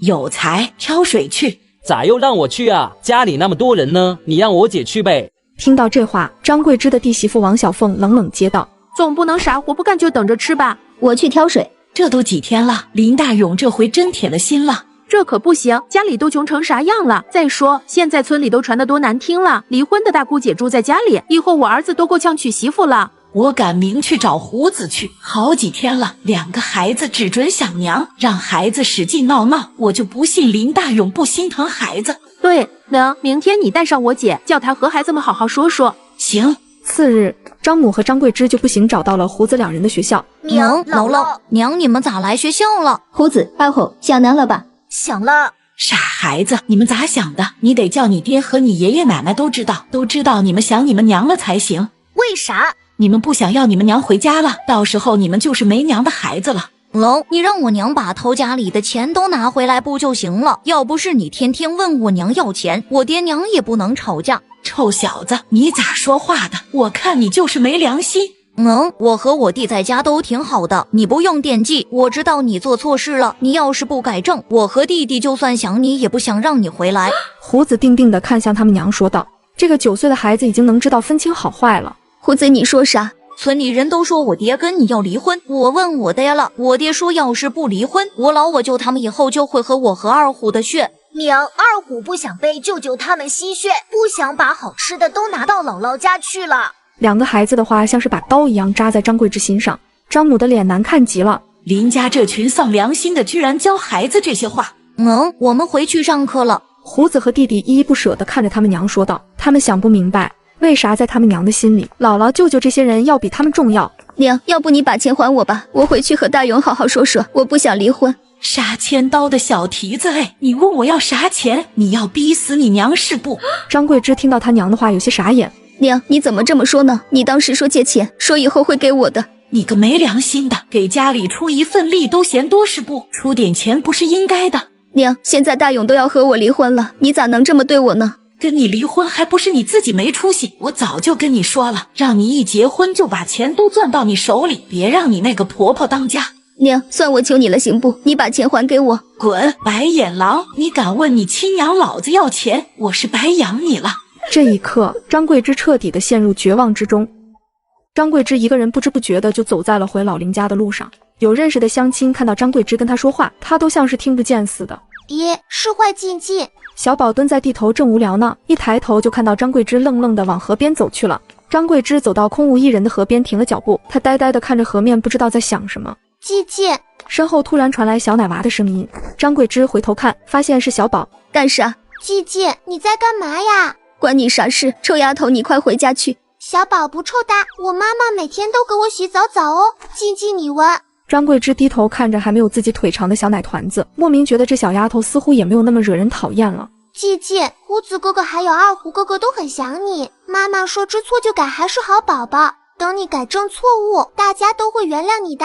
小宝突然主动牵住张桂枝的手，张桂枝原本想要甩开，但在那软乎乎的小手抓住自己手心的一刻怔住了。她本来想要跳河的心突然就没了。小宝乐呵呵地回到菜地时，林月和孩子们还在热火朝天的干活。小宝乖乖蹲在地头，双手托腮，等着妈妈和哥哥们。突然，从草丛中钻出来一团白影，扑到了小宝的怀里。啊，兔兔！小宝，哪来的兔子？你抓到的吗？是兔吉吉跑来的。早知道我就和小宝一块待着这里了，说不定我也能抓到一只呢。姥姥说了，小宝是小福娃，所以才有好运气。你待在这里也没用。妈妈，小宝抓到兔子了，晚上咱们吃兔子肉吧。不要，兔兔肚肚里有小宝宝。林月凑过去一看，还真是呢。哎，真讨厌！小红不能吃，小兔子也不能吃。等着大兔子生了小兔子，我们家就能有好几只小兔了。到时候想吃哪只就吃哪只。你是不是笨啊？那我负责喂兔子，我也喂。哎，这可怎么办啊？村子中心，一群人凑在一起，愁眉苦脸的叹气。村里的几口井都没有水了。咱们村的河水都比往年水位低了不少，我们家的井也没水了。众人唉声叹气的，这人能省着点用水，可是地里的庄稼省不了啊。当天晚饭时，张家爹，我想了个好主意，要是那林大勇真打算和我姐离婚，离就离呗，大不了给我姐再找个婆家，还能再收一份彩礼。张父听到这话，心里一动，你这小子脑瓜子打小就转得快。对，我娘家村里就有个好人家，男的也不过刚40岁，前年死了老婆，家里有个儿子和2个闺女，但是不愁吃不愁喝，要是成了，人家能给300块钱当彩礼呢。300？可不嘛，这么多钱就算是找个小丫头都能找着了。那人说来，我还得喊一声表哥。上回回娘家的时候，他专门托我给咱村里找呢，说寡妇也行，二婚的也不嫌。爹，你看看，这不比那林家还好啊！我姐要是嫁过去，咱们家也能跟着沾光，到时候我新姐夫天天给你送酒喝。那感情好，小凤啊，你明天就回去问问去。耶，刚回到张家的张桂枝正好听见他们的对话。你们要把我卖了？你要是离婚了，难不成待在娘家一辈子？我们这也是为了你好。你们把钱还给我，把借的钱都还给我！张桂枝发疯一般扑过去，一时间院子里乱作一团，老林家气氛也不好。吃饭的时候，2个孩子闷闷不乐的吃饭都没有胃口。大勇，你要不明天领着虎子兄弟俩去把桂枝接回来吧？不去。我娘和我姥来学校找我们了。虎子、敖红，你们想你们娘了吧？林母心软，看着2个孙子就忍不住想掉眼泪。奶奶，我娘能不能改好啊？当天夜里，砰！大门像是被人用什么重击一声。谁？大勇。张桂枝脸上一片青肿的，林大勇吓了一跳。大勇，我错了，我这回真知道错了。哎呦，这怎么让人打了？娘，我错了，我以后再也不从家里偷钱给那群畜生了。张桂枝看到婆婆出来了，哭得更委屈了。她从口袋里掏出一把钱，夜黑看不清是多少。桂枝，这钱是你爹娘给你的。我和他们吵架要钱，他们不给我，我趁着我爹喝醉，我娘睡着我偷着拿了跑出来的。林大勇忍不住笑了，林母林父也没忍住。次日清晨，小宝别睡了，我们出去摸河蚌吧。小宝再不起床就没有玉米饼子吃了。根本果然能叫醒赖床小宝的只有饼饼。哥哥坏，小宝，我们要出去摸河蚌，你去不去？可好了，河蚌可好玩啦。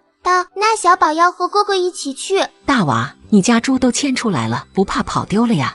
刚从家里出来就遇上刘大娘。刘大娘看着孩子们牵着的小猪崽子啧啧称奇。明明刚生下来虚弱的睁眼的力气都没有，结果被林月带回家几天就养好了，现在比他家里那几只生下来健康的小猪还要壮实呢。小红红可听我妹妹的话了。小红红很乖的。说完，小红红就好像听懂了小宝的话一样，竟然直接伏低身子趴了下来，意思是让小宝骑在他的身上。小宝跨坐在小红红身上，2只手紧紧抱着小红红的脖子，眼睛里闪烁着兴奋的光。哎呦，小宝啊，骑猪不怕裂裤裆啊？不怕的。骑着猪的小胖团子看上去滑稽可笑，成了整个村最显眼的风景线。小红红跑慢点，哥哥们追不上了。大娃、2娃、3娃跟在后面追了上来。小宝，等会能让我们也骑一回小红红吗？可以哇。我们先去摸河蚌，不然都被别人摸干净了。来到河沟里，小宝也学着哥哥们样子摸河蚌。哥哥，我找到一个。小宝，你太厉害了，你比我们3个都先抓到小鱼。我也找到了。鱼来哦。没有收获的小三娃在妹妹旁边就看到小宝嘟囔了一句后，原本平静的河水里突然有鱼不断的扑腾起来。大哥、二哥，你们快来！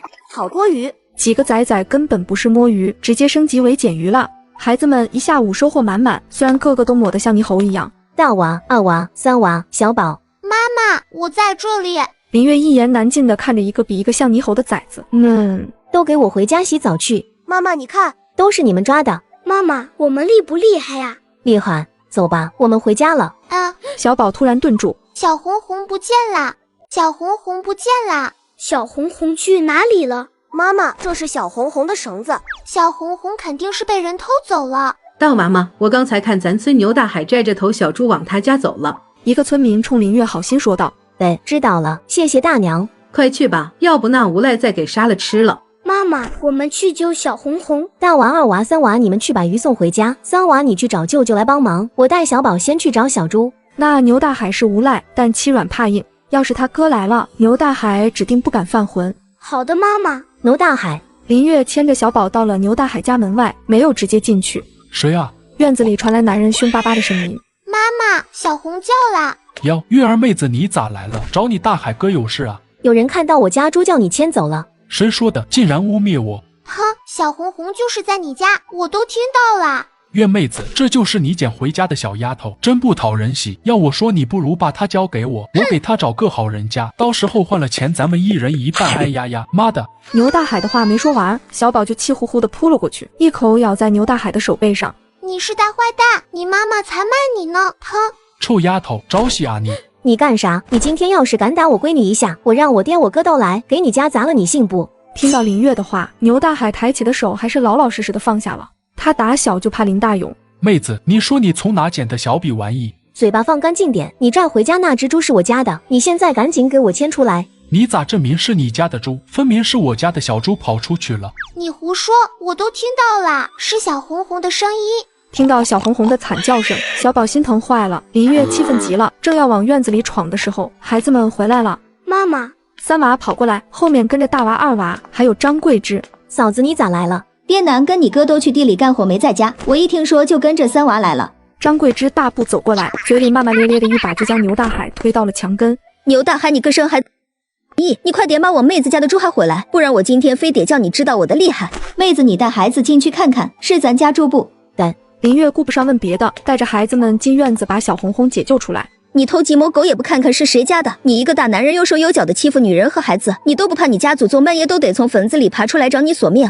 老林家不是不要你了吗？有你啥事？回你张家挖去。放你屁！我男人跟我好着呢，轮得上你嚼舌头？金山村就是我家，我凭啥走？该滚蛋的是你，30好几了不干正事儿，你还不如收拾收拾滚回你妈的肚子去呢！牛大海擦了把脸，气得脸黢黑，偏偏还不敢真动手。这要是真把老林家的闺女和媳妇打了，恐怕林老头和林大勇能把他家祖坟都掘了。孩子们把小红红救出来，林月感动地看向张桂枝，嫂子，咱回吧。林月和张桂枝带着孩子们往家走，路上张桂枝的怒火依旧高涨。这牛大海真不是玩意儿，得亏我来得快。嫂子，谢谢你。一家人谢啥？谢谢静静。张桂枝低头看着小泥团子，忍不住笑出声。这小胖丫头瞅瞅都造成啥样了？笑着笑着，她突然心里就酸涩起来了。她那个丫头要是能好好生下来，是不是也会和小宝一样好看？想到这里，张桂枝不禁红了眼睛。行了，快回家去吧，我也家走了。看着张桂枝的离开的身影，林月有些发呆。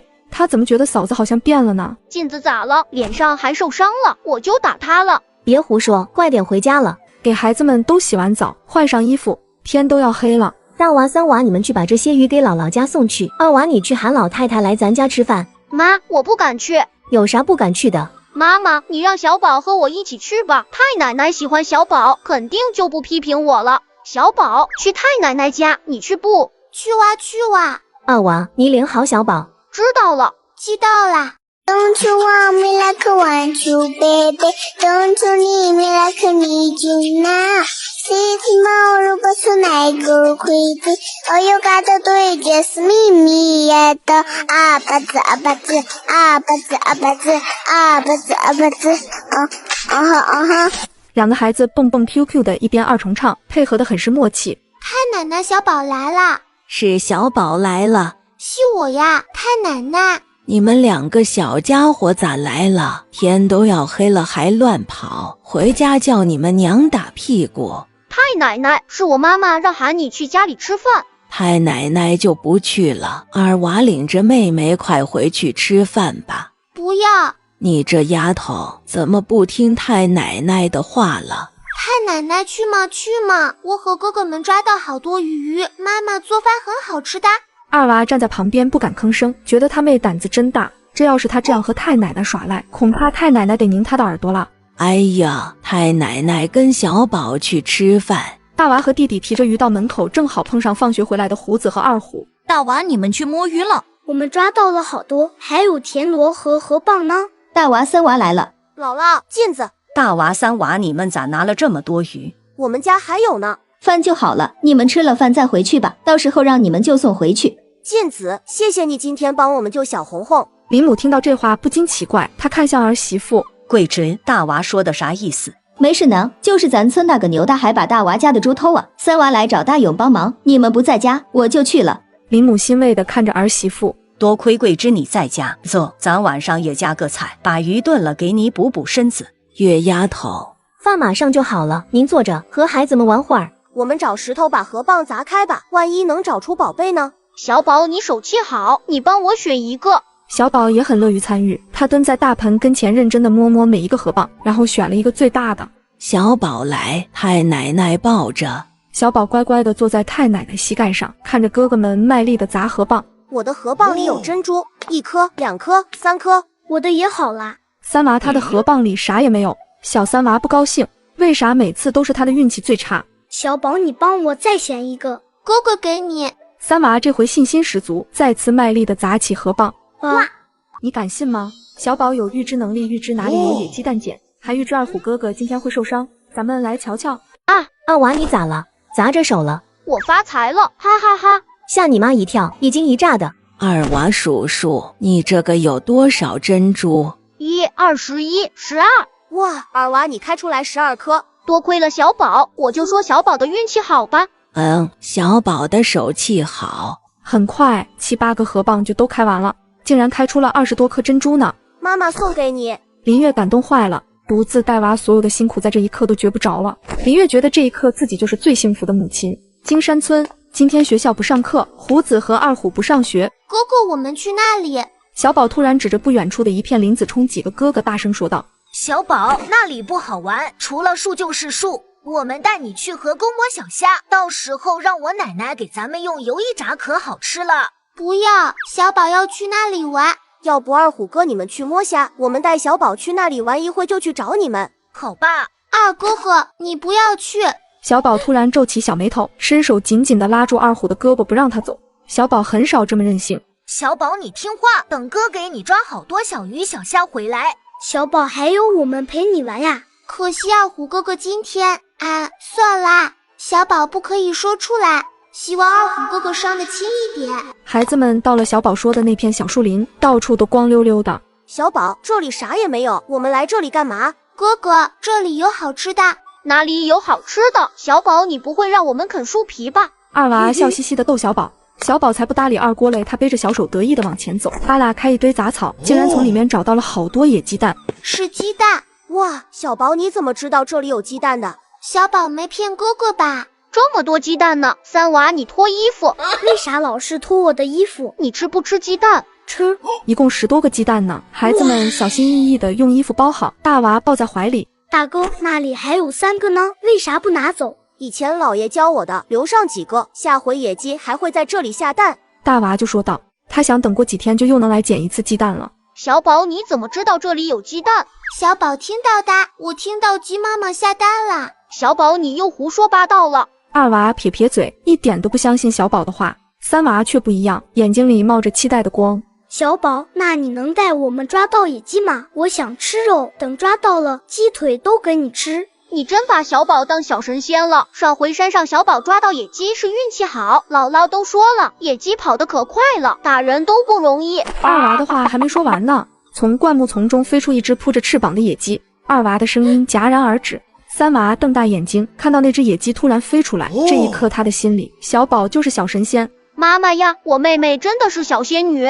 嘘嘘嘘，鸡鸡别跑，小宝要抓你啦！小宝张开手，聚精会神地盯着那只不知道从什么地方扑出来的野鸡。仔仔们屏住呼吸，眼巴巴地盯着小宝的动作，大气都不敢喘。哈，我抓到了！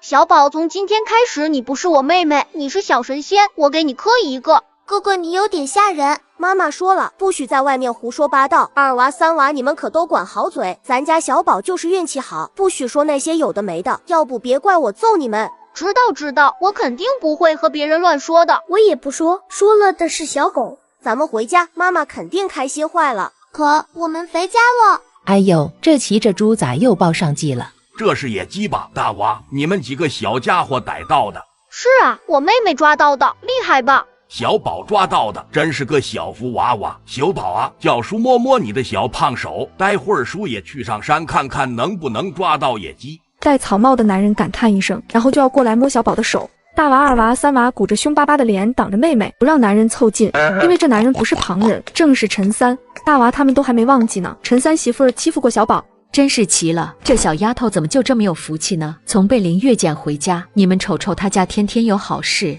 哎，就是运气好罢了，啥福气不福气的，有福气能叫亲爹亲娘扔在山上。你别不信，这小丫头就是不一般。林四喜的媳妇儿生了，你们都知道不？四喜媳妇儿生了，我说好些天没见呢。男娃女娃，有男有女，是双棒。女人吊足众人的好奇心后笑道：“哎呦，这可真好，大喜事啊！可不嘛，这下儿女双全了。”大家伙说啥的都有，更多都是羡慕。当初四喜媳妇两口子可是上医院查过了，医生说肚子里就一个娃娃，结果上回遇到林月家这小丫头，问她是男孩啊还是女孩啊，这小丫头就说有妹妹也有弟弟。女人一边说一边轻轻摇头感叹，这小丫头真是个福气娃，身上带着灵气儿呢。别人信不信的她不管，反正她是铁信了。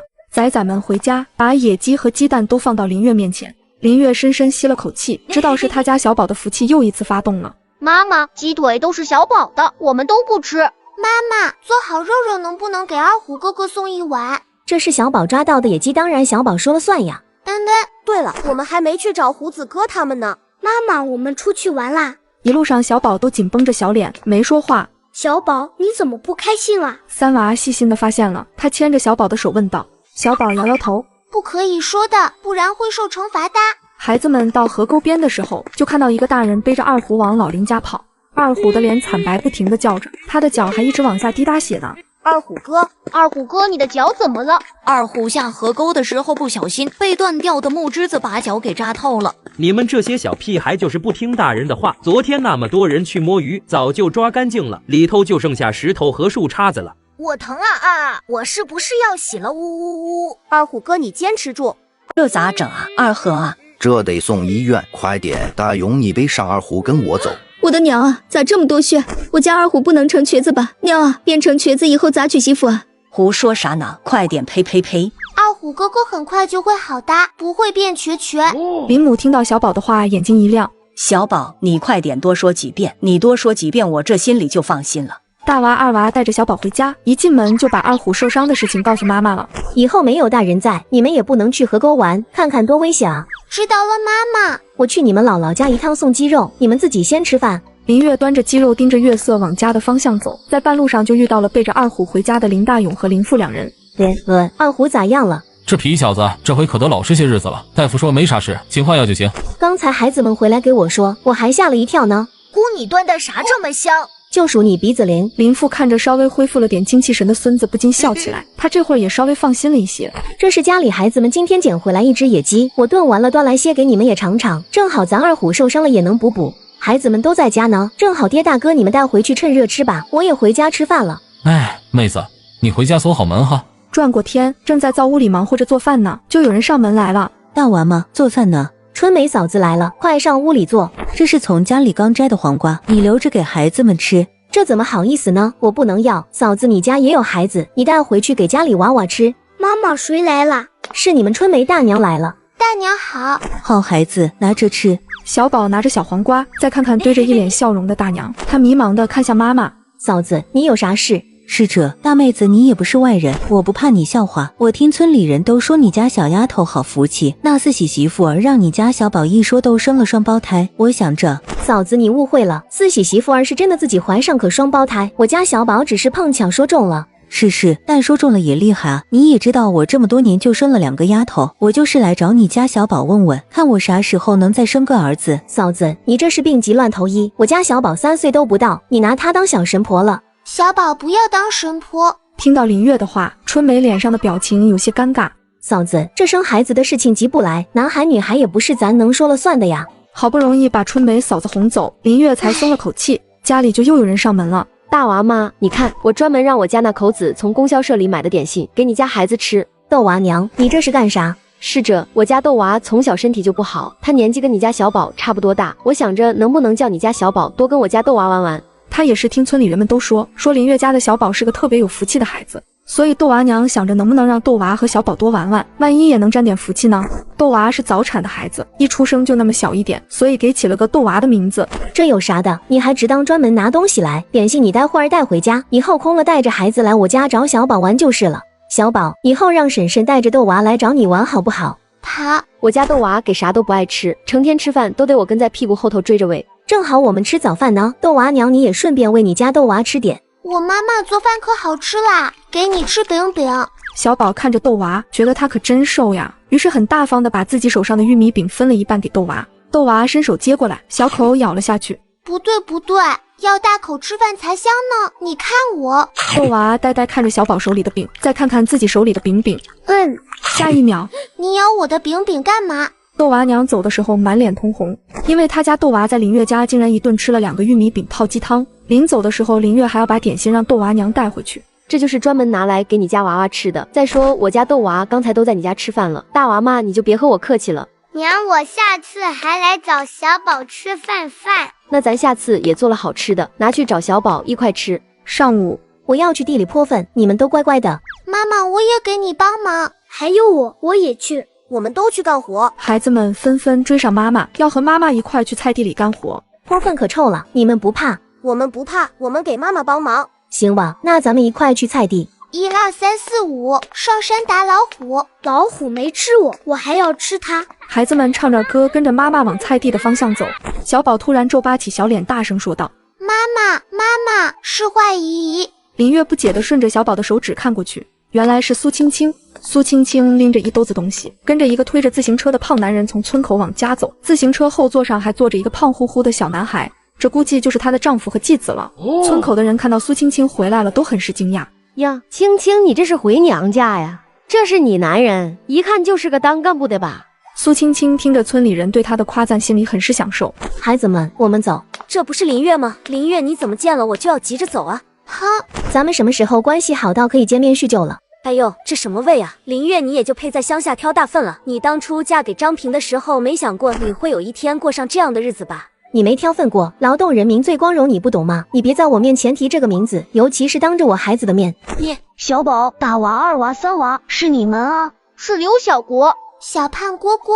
我是小国哥哥。小宝，你怎么还没记住呀？小国，你咋认识他们？这下轮到苏青青愣了。我在幼儿园认识他们的。小宝还给我吃好吃的桑葚了。刘小国，正是你妈妈。大娃指着苏青青好奇道，他认识苏青青，记忆里这个姨姨以前经常来他家玩。不是，我奶说我妈得病喜死了，到天上当仙女了。她是我爸爸娶的第2个老婆，是我阿姨。没妈的孩子像根草，小胖哥哥你真可怜。小国听话，我就是你新妈妈呀。才不。小国，你闹啥呢？爸爸，她是苏阿姨，不是我新妈妈，对不？对，是阿姨。小国别哭。男人摸着儿子的脑袋，心疼的哄道。这话让苏青青再次黑了脸。刘爱民，青青，你和小孩置啥气？孩子们，咱们走了。小宝、大娃、二娃、三娃，我还能找你们玩吗？我们要去菜地帮妈妈干活。妈妈，为啥要给这些菜泼臭臭啊？这是施肥，有了肥才能让菜长得更好啊。那菜会变臭吗？青青啊，爱民你们来了。娘，这些是我和爱民给你们带的东西，你看看，有肉还有点心。青青他娘，你看你真是好福气呀。是啊，找了个好女婿，你瞅瞅给你送这么多好东西呢。那可不，我女儿有福气。可不是有福气吗？你瞅瞅这大胖小子，青青你这儿子也长得好。婶婶好，奶奶好，我叫刘小国。这胖小子真有礼貌。青青娘，你家这大胖外孙真好。小国啊，姥姥带你回家吃好吃的。家里杀鸡呢？一家人进了门，刘爱民把自行车停在院子里，把后座上晃悠着小胖腿的儿子抱下来。爸爸，我能出去找大娃他们玩吗？不行，你第一次来这里，你不怕跑丢了？苏母则是拉着闺女进了屋说话。你瞅瞅你这张臭脸摆的，我告诉你，你可得拉拢好这小胖子，等你自己肚子里穿上孩子，你就熬出头了。非得带上这小拖油瓶回来，现在全村都知道我当后娘，我成笑话了。这话你跟我说得了，可别叫爱民听见。我知道，我又不是傻子。你这结婚这么久，咋还没动静？谁知道呢？对了，青青，咱们村林月捡回来个小丫头，可神乎了。四喜媳妇你知道不？叫那小丫头看了看就说是个双胞胎，要不我领你也去问问那小丫头。哎呀娘，你别神神叨叨的。再说我和林月不对付你不知道啊，上回我在镇上还遇见他娘俩了，那死丫头一头给我拱地上去了，原来是捡来的。我说怎么那么野？苏青青眼底尽是不屑，见女儿这么说了，苏母也没再继续说下去。妈妈，为啥要给这些菜泼臭臭啊？这是施肥，有了肥才能让菜长得更好啊。那菜会变臭吗？当然不会了，你跟哥哥前头黄瓜架子摘黄瓜吃去，你尝尝甜不甜？好。大娃和二娃摘了黄瓜递给小宝和三娃，两个小不点就干脆坐在地上抱着黄瓜大口啃了起来。好好吃哦，真甜啊！这黄瓜。大娃、二娃、三娃是刘小国。仔仔们齐刷刷的看过去，就看到刘小国跑得飞快。小胖哥哥跑得真快呀！是啊，没想到小国这么胖还能跑得这么灵活。小国你怎么找到我们了？仔仔们浑然没发现刘小国一边跑一边嗷嗷哭。救命啊！救命啊！呜呜呜呜！这下仔仔们看清楚了，刘小国身后竟然跟着一只大黑狗呢。呀，小国你跑快点，你要被追上了。刘小国听到二娃的话更吓了一跳，竟然被石头绊倒在地上。啊！别咬我，别咬我！小胖哥哥你别哭啦，我妈妈把狗狗打跑啦。吓坏了吧？我看看有没有受伤。我没被咬到。刘小国你怎么被狗追了？听到大娃的问，刘小国有些心虚。哎，别提了，我本想着出来转转看能不能遇到你们的，半路看见这只大黑狗，然后我用小木棍戳了点鸡屎扔大黑狗的盆里，就被追了。你怎么自己跑出来了？你家大人呢？我不想在那里待着，太无聊了。刘小国，你虽然被狗追了，但你却找到我们了，你还挺幸运的。对，你们在这里玩会儿吧，我把地里的菜浇完，咱们就送他回去。知道了，妈妈。小胖哥哥给你吃。谢谢你，小宝。等下回我还给你好吃的小饼干。仔仔们在这边开心的啃着黄瓜，苏家那边可是乱套了。小狗，刘小国，晴晴，我才刚瞅着你家小胖子往那边跑咧，你去找找。哎，谢谢你，小狗。爸爸，我在这里。小国，你咋乱跑呢？吓死我了！小国，你咋跑到这里了？我和你爸多担心啊！走，咱回家。爸爸，刚才我是被一条很大很大的狗追过来的，是小宝妈妈救了我。这位同志，谢谢你，多谢你保护我儿子。说着，刘爱民看向苏青青问道：“青青，你还没介绍呢，这位是？”没关系，孩子没事就好。我本来也要干完活带孩子们把他给你们送回去呢，正好你们来了领回去吧。爸爸，小宝家的黄瓜可好吃了，等我们下次来给小宝他们带好吃的小饼干行不行？行。爸爸你尝尝。刘爱民也不嫌弃儿子吃过的，一口扔进嘴里。真甜，确实好吃。黄瓜有啥好吃的？哼，反正不给你吃。同志，这是你家种的？是的。我妈妈可厉害了，还有好多菜。爱民，这里臭死了，咱回家吧，爹娘做好饭在家等着呢。刘爱民的眼里此时都是菜，他激动地看向林月。同志，你怎么种的？你家菜种得真好，别人家菜地里都旱得蔫头耷脑的，你这都水灵灵的，你愿不愿意把菜卖给咱公社食堂？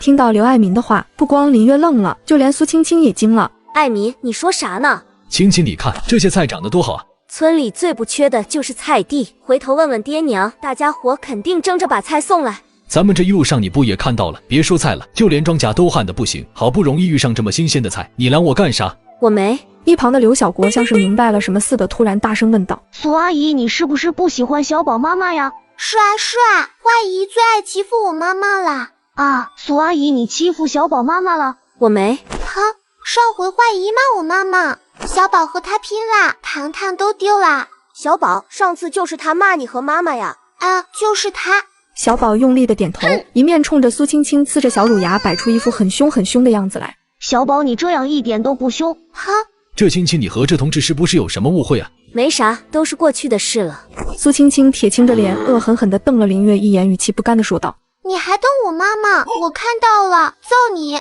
就是我们也看到了，我也看到了。你咋站在我们这边啊？刘小国，你应该是那头的，是不是你后妈对你不好啊？我姥姥说了，后妈都可凶了，会打小孩，还会故意不给饭吃。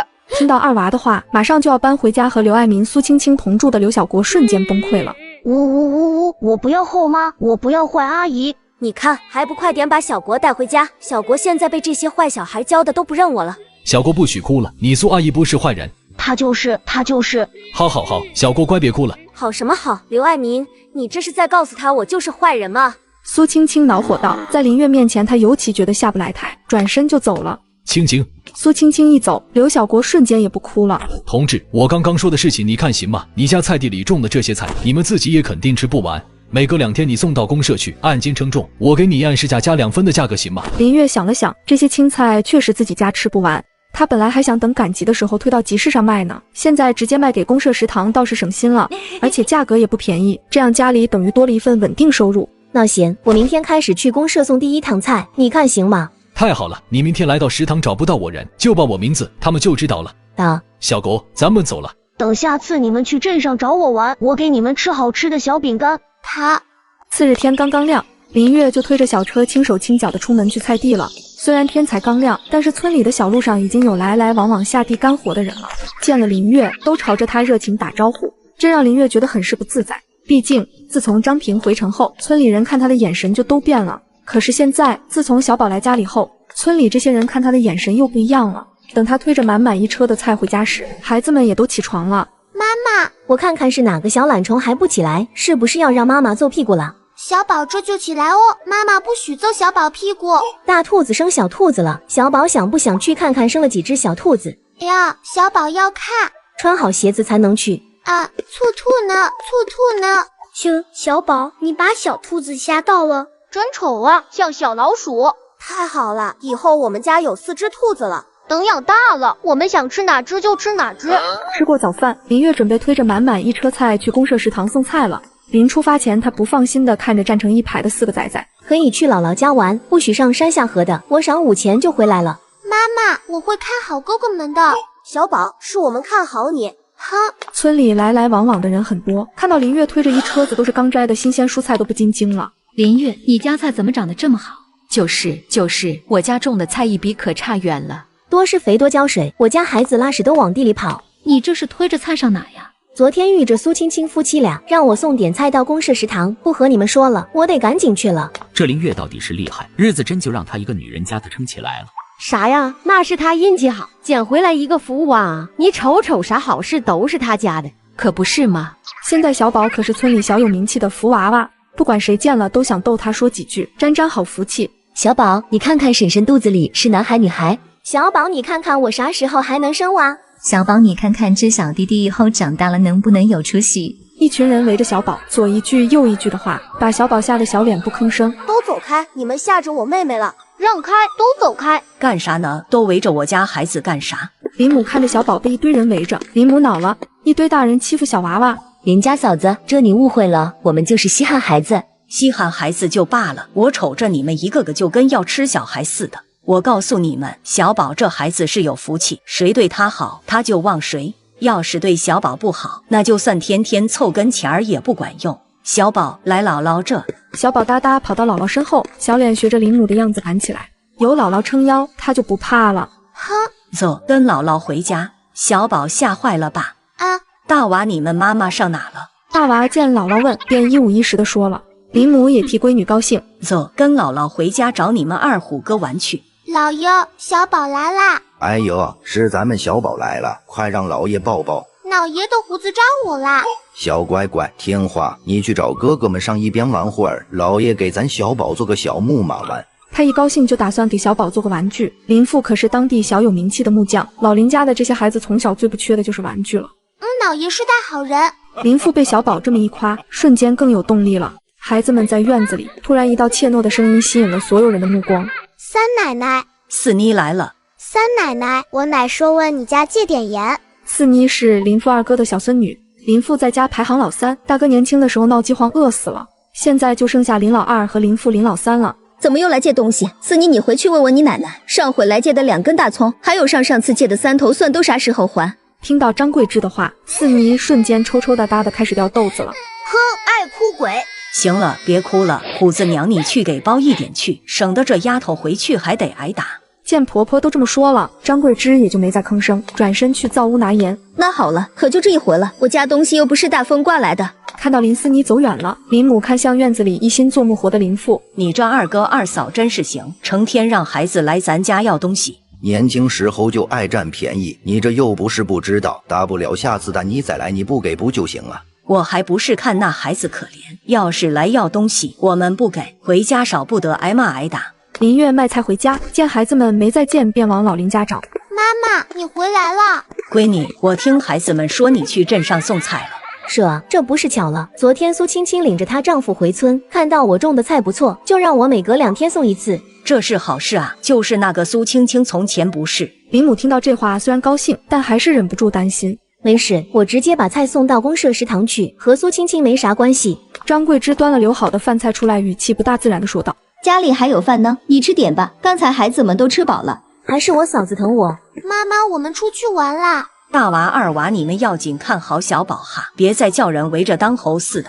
哦，知道了。大家都觉得咱家小宝有福气，也不知道是不是好事。几个孩子漫无目的的在村子里溜达。大娃、2娃、3娃，思妮姐姐，你上哪？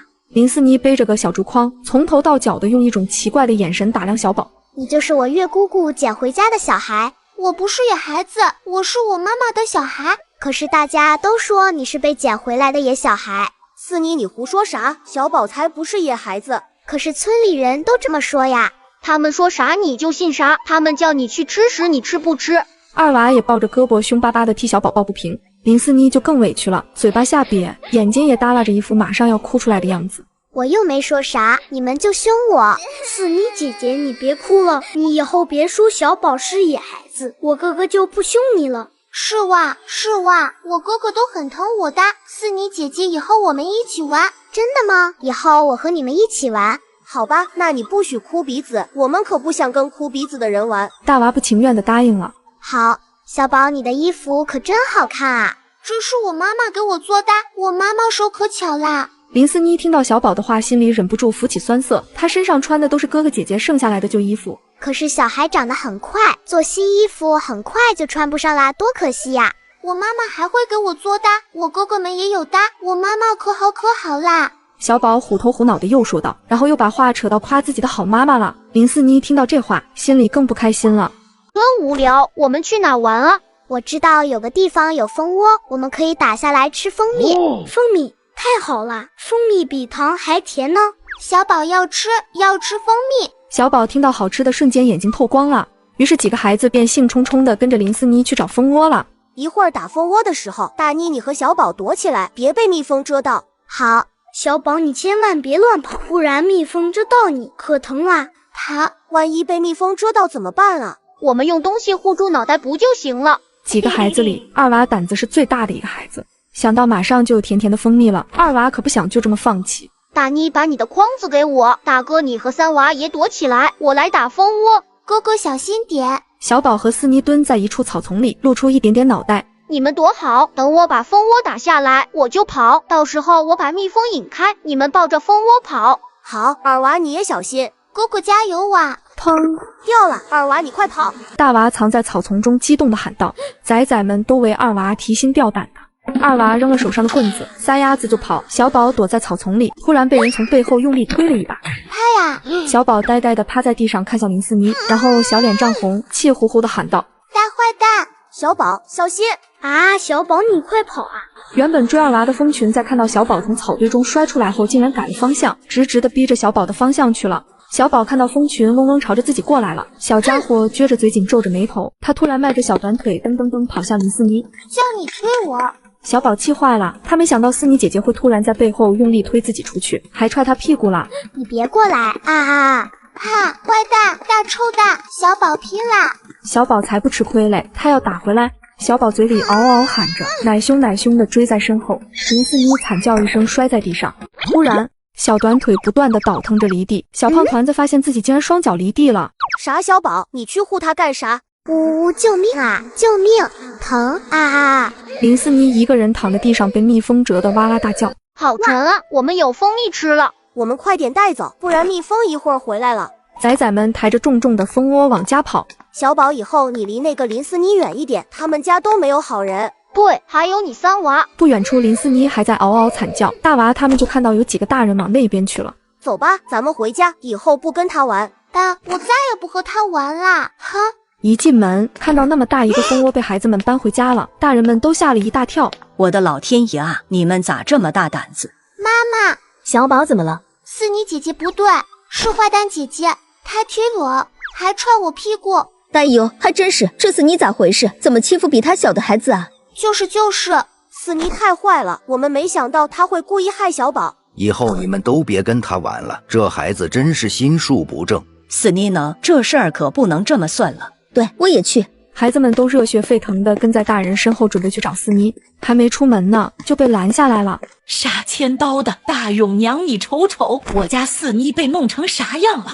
呜呜呜！奶奶我疼！我的娘啊，这咋肿成这样了？张桂枝看到思妮浑身起满肿包的样子，也被吓了一跳。好好的小丫头，现在脸上都被蛰得看不清五官了。妈妈，我害怕。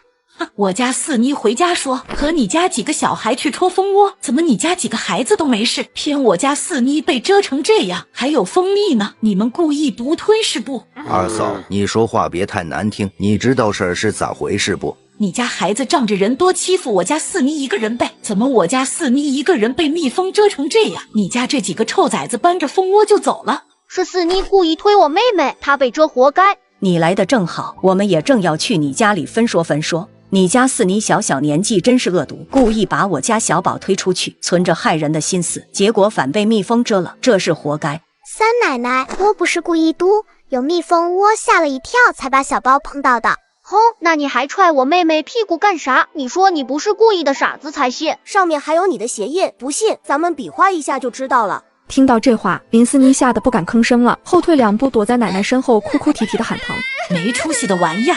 二娘，你还是领着你家四妮上卫生室看看吧，这种成这样了怪吓人的。先把蜂蜜给我，我家四妮也一块去弄的，别把俺家那份昧下了。不行，我们不给，四妮是坏蛋，我们不给。大人说话有你们啥事？滚滚滚！老三，你快点把蜂蜜分了，四妮的医药费就不问你们要了。林月低头冲孩子们问道：孩子们，这蜜蜂是谁找到的？是四妮带我们找到的。那这蜂蜜咱们也得给四妮分一份，咱们讲理，不然咱不也成了爱占便宜的坏人了吗？那好吧，他爹，你分去，一共5个孩子找到的蜂蜜，给分成5份，把四妮的给他。不行，这样我家不还是吃亏吗？杨秀兰眼睛瞪得老大，掐着腰，唾沫星子都快要喷到林母脸上了。吃个屁的亏，给你就不错了，你还打算咋分？林母毫不示弱，也往前一步，虎视眈眈地瞪着自己二嫂。分成2份，一家子一半。我呸！我呸！呸！不要脸的泼妇！啐！3个女人先是对着吐口水，口水吐没了，就开始拍手对骂。小宝张着小嘴看呆了，原来可以这样子哇！啊，我学会啦！小宝的黑葡萄似的眼睛里的迷茫转为兴奋。姥姥好厉害，静静加油！就给你1份，你不要拉倒。林母丝毫不让步。行，算你狠。回你家自己拿东西来剩，成天送我家东西算咋回事？以后别天天打着借东西的幌子来要东要西的。洗丫头回家拿盆去。分完蜂蜜，杨秀兰这才端着盆领着林思妮骂骂咧咧的走了。林思妮直勾勾的盯着奶奶手上的蜂蜜，脚下没注意，竟然直往前扑去。哎呦，你个死丫头！搪瓷盆当啷一声，竟然倒扣在地上了。小宝家种的菜被偷了，几个仔仔们独自去镇上报警。大家觉得他们能成功找到警察叔叔吗？虎鸡哥哥和二虎哥哥什么时候回来？正要说话呢，就听到屋外传来胡子嗷嗷的动静。不，小宝，臭小子，光想着你姑，咋不喊你娘跟你奶？我一放学就听咱村人说大娃几个人弄了蜂蜜回家，我想着去我姑家蹭点蜂蜜吃，结果我姑锁门不在家，我就猜我姑他们来了。搞了半天你想的不是我这个姑，是蜂蜜啊！没出息，这蜂蜜是你弟弟妹妹们弄回来的，你凭啥去吃？奶奶，你们要是不逼我去学校，我不也能跟着一块去弄蜂蜜了吗？胡子哥，你再贫嘴就真的没有蜂蜜喝了。林父给小宝做了一下午的木马初见雏形了，还没来得及打磨上油，小宝就急说想要做了。小宝听话，等明天老爷给你磨的滑溜的，上层油再晚，要不你上去把衣服都容易磨坏了。老爷你要快点给我做好。好，老爷今晚上就给你做出来，明天保准让咱小宝骑上小木马。次日天才刚刚亮，林母就被院子叮了当啷的动静吵醒了。你这干啥呢？待会儿把孩子们都吵醒了。大勇娘你起来了，正好你给我瞅瞅，我给小宝做的木马俊不俊？这小丫头肯定喜欢。爹娘，你们大清早的嘀咕啥呢？瞅瞅你爹做的这个小木马俊不？哎呦我的爹啊，你大早上不睡觉就起来弄这玩意啊？给孩子玩的东西急啥？爹你非得大清早的爬起来。张桂枝看着自己公公，越来越觉得他像个老小孩。你们不懂，咱家孩子从小就不缺玩具，家里生的木料子，我和大勇没事就给这群皮小子做弹弓做小玩具。但小宝怪可怜见的，我这做的小木马还是他第一个玩具呢。别看你们爹大老粗一个，心还挺细的。此时林月家，小宝躺在三娃的屁股上，张着小嘴，时不时的吧唧嘴笑一下。还有等等我要，肉肉也要。豆娃娘你这是。大娃妈，这回还是得麻烦你，这是我刚做好的鸡丝汤面，放你家，待会儿我带着豆娃上你家来吃饭行不？哎呀，这怎么好啊？你这又是鸡肉又是面条的，我们家这么多张嘴，这不是占便宜吗？别啊，我上回还带豆娃去你家喝鸡汤了呢，你就别跟我客气了。我家豆娃爹1个月拿工资，不差这几口吃的。我先回家去，待会儿带我家豆娃来吃饭。等崽崽们都起来了，豆娃娘也牵着豆娃来了。你要干啥？小宝，给你吃糖。小宝眼睛亮了。对了，我用饼饼跟你换。好。这臭小子真是怪了，咋在家啥都不吃，到了你家吃个饼子都吃得那么香？我们家孩子多，吃饭就香呗。好香啊！婶子，你做饭这么好吃，为啥豆娃不愿意吃？你们喜欢吃婶子做的饭，以后就经常来婶子家吃。让小宝来。行。吃过早饭后，豆娃怎么都不肯回家，就让豆娃跟我家这几个玩玩吧。你成天把孩子关在家也不健康，得让多活动活动。那好吧，大娃你替婶子看着点豆娃，别叫那些大孩子欺负了。孩子们跑到村口，我们还玩藏起来的游戏吗？不要！大娃、二娃、三娃异口同声，几乎是喊出来的。哼，要不咱们去抓蚂蚱吧？孩子们一致同意，于是齐刷刷的往他们家的菜地走。刚到菜地，崽崽们就集体蒙圈了。他们家的菜怎么不见了？哥哥，我们是不是走错啦？二娃，咱们回家找妈妈。三娃、小宝、豆娃，你们在这里等着。两个孩子气喘吁吁地跑回家，林月跟豆娃娘正在院子里聊天。妈妈，怎么了？弟弟妹妹呢？妈，你快去菜地看。菜地？咱家菜都没了。听到这话，林月瞬间皱了眉头。我跟你去。豆娃娘便也跟着林月母子一块往菜园走。等赶到菜园，这是哪个丧良心的人使坏啊？好好的菜地霍成这样。妈妈，菜没了。小胖团子一副要哭的表情，林月心疼坏了。小宝别哭，咱们还能再种。肯定是哪个坏心的，知道你现在给公社食堂送菜眼红了。这事儿不能就这么算了，我去大队。豆娃娘辛苦你帮我守在这里，别叫人进去再乱踩了。林月压抑住心里的愤怒，大步去找村长和大队干部。我们去报警，让公安叔叔来抓坏人。哎呦，人家公安怎么会专门跑来管咱这几棵菜的事儿？为啥不管？警察叔叔就是专门抓坏人的。我们走。走到村口了，二娃有些犹豫了。咱们真的要去吗？为啥不去？你不相信警察叔叔能抓到坏人吗？去，小宝要抓坏人。对，找警察叔叔来。早知道带上小红红了。喂，小孩，你们哪个村的？大人哦。小宝别和他说话，妈妈说不能和不认识的人说话的。知道啦。一个个还挺有防范意识的小不点们，我走了，你们可快点回家，小心大人着急。青年说着迈着腿跨上自行车，蹬了几步走远了。自行车可真气派啊！以后我长大爷爷给家里买自行车，到时候你们都能骑。大哥你真好。村长和大队长都来了，几个干部在菜地里看了半天也没个结论。这丫头你是不是在村里得罪人了？我闺女脾气一向是好得很，她能得罪啥人？我瞅着肯定是有人眼红，故意给使坏的。爹你咋来了？我本来要把这东西给小宝送家里，一听说出事了就先过来了。几个娃娃呢？不知道跑哪里玩去了。这会子几个崽崽已经勇闯公安局了，孩子们不认识几个字，也不知道去哪里找警察叔叔。我们去找卖东西的阿姨和姐姐问问。咱们不买东西会不会被赶出来啊？不会的，里面的姨姨和姐姐都很好的。看着小宝迈着小短腿进了供销社，大娃几个人赶紧跟上去。哎呦，这小不点咋自己来了？小宝看到这个姨姨，一下子眼睛都亮了，这就是上次给他递瓜糖的好姨姨。我和哥哥们一起来搭。依依，我们要去公共局找叔叔，可惜我们找不到。公共局找叔叔？我们是要去公安局找警察叔叔。你们几个孩子去公安局干啥？你们妈妈呢？我们家的菜被坏人偷了，我们来找警察叔叔帮我妈妈抓坏人。小王，你替我看一会儿，我带这几个小不点去一趟。地瓜糖姨姨，你真好。小宝，你喊我秦阿姨吧。啊，行。小宝和哥哥们冒着被打屁股的风险找到了警察叔叔，回到村里抓偷菜贼。大半辈子没见过因为偷菜报警的村民都纷纷表示不敢相信，而偷菜的那两人也慌了，他们能逃过警察的追捕吗？是警察叔叔。孩子们，找我有事吗？小宝就松开了秦阿姨的手，扑了过去，抱着警察叔叔的大腿，仰着小脸，可怜巴巴道：“叔叔，帮我们抓坏人！警察叔叔，求你帮我们回去抓坏人！”同志，这是怎么回事？是这样的，这几个孩子到供销社说想要找警察帮忙抓坏人，所以我就带他们过来了。孩子们，究竟发生什么事情了？你们说仔细点。是我们家的菜全部被人偷了，土都被翻了，我妈妈辛苦弄的菜园现在都不像样子了。叔叔，你快跟我们去看看吧，一定要帮我们找到坏人，把坏人抓起来。对，抓坏人。小朋友，你们妈妈呢？你们不会是自己偷偷从家里跑出来的吧？妈妈在家，小宝和哥哥厉害，找叔叔抓坏人。你们家大人都不知道你们跑出来了吧？要是找不到你们该多着急呀。叔叔，广播上说有困难找警察，你会帮我们的，对不对？对不对哇，警察叔叔？啊，对。警察同志发现自己完全招架不住这几个小孩，尤其是怀里这个白嫩嫩的小胖团子。那警察同志，这几个孩子就麻烦你了，我还得回单位工作，就先走了。小宝，秦阿姨走了，以后遇到困难就来供销社再找阿姨。好的，秦姨姨再见。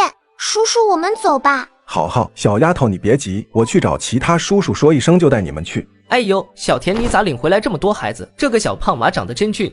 这几个孩子是来报警的，估摸着背着大人偷跑出来的，说家里的菜被人偷了。哟，这些小孩还挺厉害，知道来报警。有困难找公安，叔叔你们会抓到坏人吗？我们会尽力去抓坏人的。小田，正好咱们局里的车子回来了，我去问问局长，我和你一块开车送孩子回去。不是回家，是去抓坏蛋。好，是去抓坏蛋。此时金山村不但偷菜，故意破坏菜园的人没找到，林月还找不到孩子们了。正当林月急得站不住了的时候，一辆气派的吉普车停在了村口，众人难得看到汽车，都纷纷围了上去。哎呦，找到了，是大娃他们回来了。看到小宝被抱着回来的，林府吓坏了。小宝怎么了？没事，这奶娃娃就是睡着了。别回来啦！公安同志，这是怎么回事啊？这几个孩子自己跑到公安局去找我们报警，我猜就是偷跑去的。林月听说孩子找回来了，跑过人群挤了过来。妈妈别打，我们没乱跑，你打我们警察叔叔就抓你了。这位同志，你别怪孩子，他们说是要帮妈妈抓坏人，所以才走着去公安局找我们的，都是聪明勇敢的孩子，值得表扬才是。妈妈，我们去找警察叔叔来啦。妈妈打我，哇呜呜呜！妈妈你别打小宝，是我们带小宝去的。哎呦，老爷的小乖乖，别哭，哭花了脸不好看喽。林月看着爆哭的小宝和主动站出来认错的大娃、二娃、三娃，无奈极了。他刚刚根本没有用力，就是想让孩子们都长记性，不管是什么原因都不许背着大人偷偷出村子。哎呦，到底不是亲生的，这不都开始动手打上了？是啊，这小奶娃娃哭的样子，恐怕屁股上都有巴掌印了。他不许说我妈妈坏话呀！你妈妈打你了，你还护着她？同志，你女儿太可爱了，你家这些孩子个个都是好孩子。孩子们说你家菜被偷了，还说有人把菜园给破坏了。我们来不光为了送孩子，也为了帮你调查清楚。公安也管咱们村里偷菜这种小事。这位同志，你的话有问题。我们公安警察就是为人民服务的，有困难就可以找我们，只要是人民的事情就是大事。躲在不远处一直观望的两人吓得脸都白了。这咋还闹得警察都来了？警察同志，这就是我家菜地了。同志，我闺女家的菜可是我们村种的最好的，全村都知道。对，我能作证，他家的菜可水灵了，肯定有人眼红，故意趁着大晚上来搞破坏，偷菜就偷菜，还把人家菜地都掀了。同志，你看这地里都是脚印，有办法能查到是谁干的吗？林月着急地问道。这个菜园里面他付出了很多心血，就这么被糟蹋了，林月心不甘。同志，请你相信我们，我们绝对不会放过任何一个坏人。他爹怎么样啊？警察走了吗？走个屁！我瞅着这两个公安还真是打算查到底。咱现在家里藏着这么多菜，可怎么弄？怕啥？咱们是昨晚上去干的，谁知道查不到咱头上？可是菜都在地窖里，放心吧娘。他爹，要不你去找青青吧，这事儿我咋心里没底呢？对，我这就去找青青，这事儿看看咱女婿有办法不？今天的金山村可以说是热闹极了，大街上站满了看热闹的人群。是谁能干出这么缺德的事儿？这要是抓出来就绑起来吊个3天3夜算了。就是，没想到咱们村还真有这么坏心眼的。人家林月一个女人家带着4个孩子，本来就不容易。嫂子们都说啥呢？我们说这林月家的菜到底是哪个缺德的偷的？欺负女人孩子也不怕遭雷劈。听到这话，苏胜利眼神略微躲闪，但依旧脸不红心不跳的。切，要我说他也事多，就几颗菜还值当找人家公安同志来，真是不害臊。这话让刚走过来的老太太听去了，老太太瞪着眼珠子凶道：臭小子，你说的是人话。今年大旱，你瞅瞅谁家地里收成好？月丫头家里养着4个孩子，好不容易种了那么点菜，就叫人眼红使坏去了。你还在这里说这种话？苏胜利虽然混球，但是看到是老太太，他就算心里在生气，脸上也是不敢表现出来的。这老家伙可是他们整个金山村的宝，要是他敢冲老太太发脾气，估摸着全村人都得讨伐他。老太太，你跟这小子生啥气？而此时，一路上后背发冷汗的苏府来到了镇上。小郭啊，你妈在家不？我妈洗了。刘小国诚实的回答道。你阿姨在家不？苏阿姨，你爹来了。臭小子，咋说话呢？爹，你咋突然来了？青青，多好了，我跟你弟2个人按你说的，把那林家丫头的菜都薅没了，菜园也都给掀了个遍，结果那林家报警了，现在公安都来了，咋办啊？你小点声。青青，我们可都是听你的才这么干的，这要是让查出来，我跟你弟弟不会被抓起来吧？啊，也不知道是警察叔叔啥时候能找到坏人。妈妈那么辛苦，现在全白费了。就是。小宝骑着老爷给他做的小木马也没有开心多少，包子脸气呼呼的，攥着小拳头像是在发力，小啾啾都开始冒烟了。小宝你咋啦？你要拉噗噗吗？才不啦！爷爷说过，做坏事会有报应的，偷菜的也会遭天谴的。对，他们都没注意到小宝嘴里的爷爷是谁，还以为是他们老爷曾经说过的话呢。有警察叔叔在，肯定可以的。此时，林爱民下班回到家，爸爸，你回来了。哎呦，我的大儿嘞，今天在家和你阿姨玩的高不高兴啊？我还是想回奶奶家。臭小子，你和爸爸住在一块不好吗？和奶奶住一块更好，我奶奶做饭比苏阿姨好吃多了，而且奶奶从不骂我。听到这话，苏青青回过神来，脸上愠怒。这孩子，我啥时候骂你了？你调皮我都不能说你啊。我才没有调皮呢。青青，小国刚搬来和咱们住一块，还没适应，这段时间还是得委屈你，等时间长了，这孩子就知道你的好了。爱民，只要你明白我就好，我不怕委屈。爸爸，刚刚苏阿姨的爹来了。是吗？青青，咱爹咋来了？怎么走了？苏青青勉强扯出一副若无其事的笑说道：没啥事，我爹就是想我了，来看看我。小国撇撇嘴，我都听到了。这孩子，你咋听大人说话呢？爸爸，我给你说，苏阿姨和她爸爸说。苏青青慌忙打断刘小国的话。小国，你饿不饿呀？阿姨带你出去供销社买好吃的吧。青青，咱爹来说什么了？家里有啥事你别瞒着我呀。没事，就是我爹想要让你在镇上给胜利找个工作，你不用放在心上。爸爸，苏阿姨他们干坏事了，我听到他们说偷菜啥的，苏爷爷还吓得脸都白了，问苏阿姨怎么办，让苏阿姨不能不管他们。青青，这是怎么回事？是我爹来说几句家常话，说家里有人菜被偷了，这不就让小国听去了。是吗？刘爱民，你什么意思？你为了孩子的一句话就怀疑我？我一个黄花大闺女嫁给你，我图啥？你现在还为了孩子一句随便学来的话就怀疑我？好，青青，我的错，我不是怀疑你，我就是怕家里有啥事你不跟我说。哼，我算是看出来了，你们爷俩就是都欺负我，小的不跟我亲，你也跟着欺负我，不就是觉得我是后妈，所以才针对我吗？小国，快点给你苏阿姨道歉。我不，爸爸你是大傻子，苏阿姨是大骗子。哼！刘小国说着，转身就跑。小狗，警察同志，有事啊！不许动！胜利，你们抓我干啥？我又没偷菜。你没偷菜，你心虚啥？见着我们躲什么？我没有，我看见警察就害怕，总行吧？说吧，昨天夜里你在哪？公安大老爷，求求你放过我儿子吧！此时苏家这么大的动静，门外更是吸引了不少人。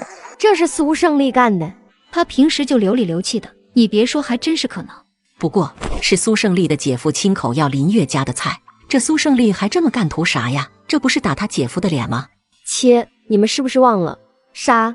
当初苏青青可是追在张之清后头，跟块狗皮膏药一样。他跟林月可是不对付的，说不准是因为故意不想让林月过得好呢。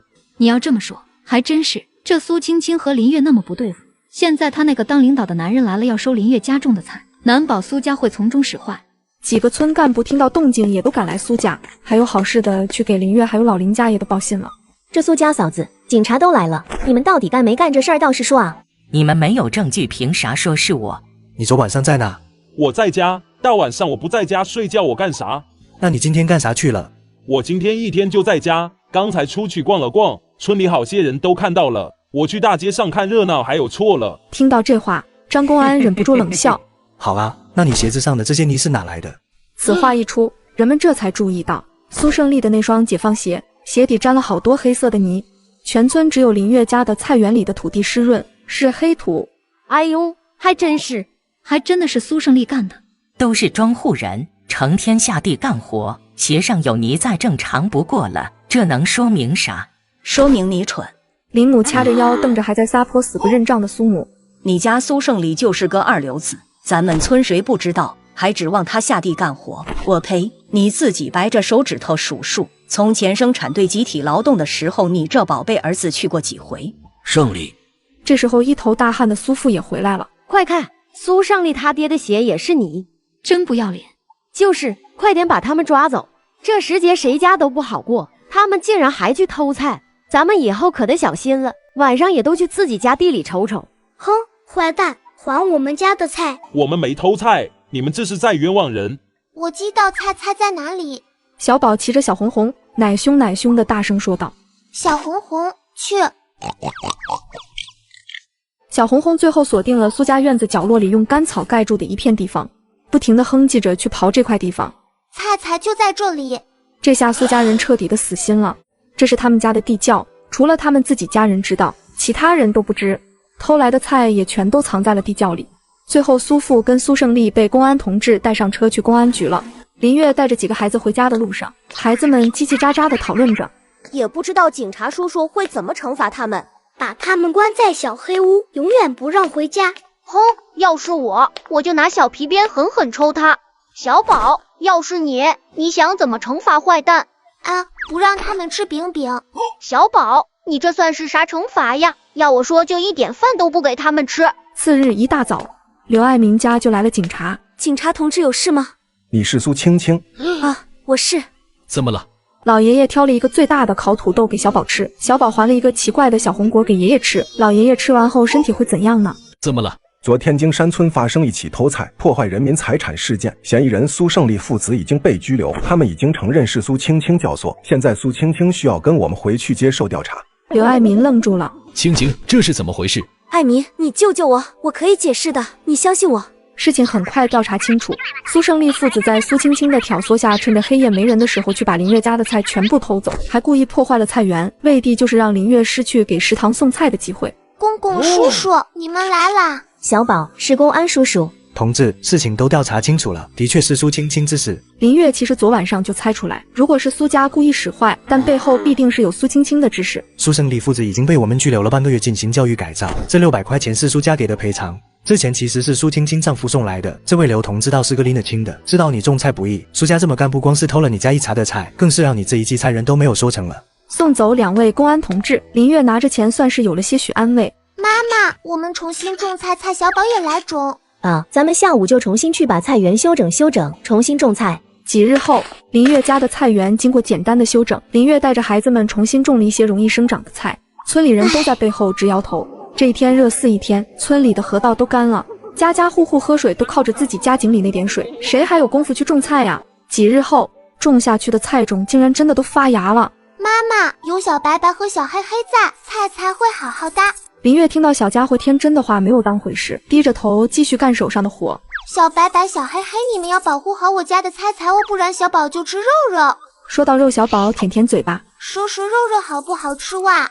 小白蛇瑟瑟发抖。小宝，我哥哥来啦，你们快走吧。今天又是镇上赶大集的日子，昨天林母和张桂芝就来家里和林月约好了，要一块去镇上赶集。妈妈，到集市上能给我们买好吃的吗？就知道吃，我给你们带了饼子，还带了水。小宝坐在小车上，抱着一兜子玉米饼饼和一个大水壶，小家伙眼睛直勾勾地盯着那一包饼饼。小宝，你可不要偷吃啊！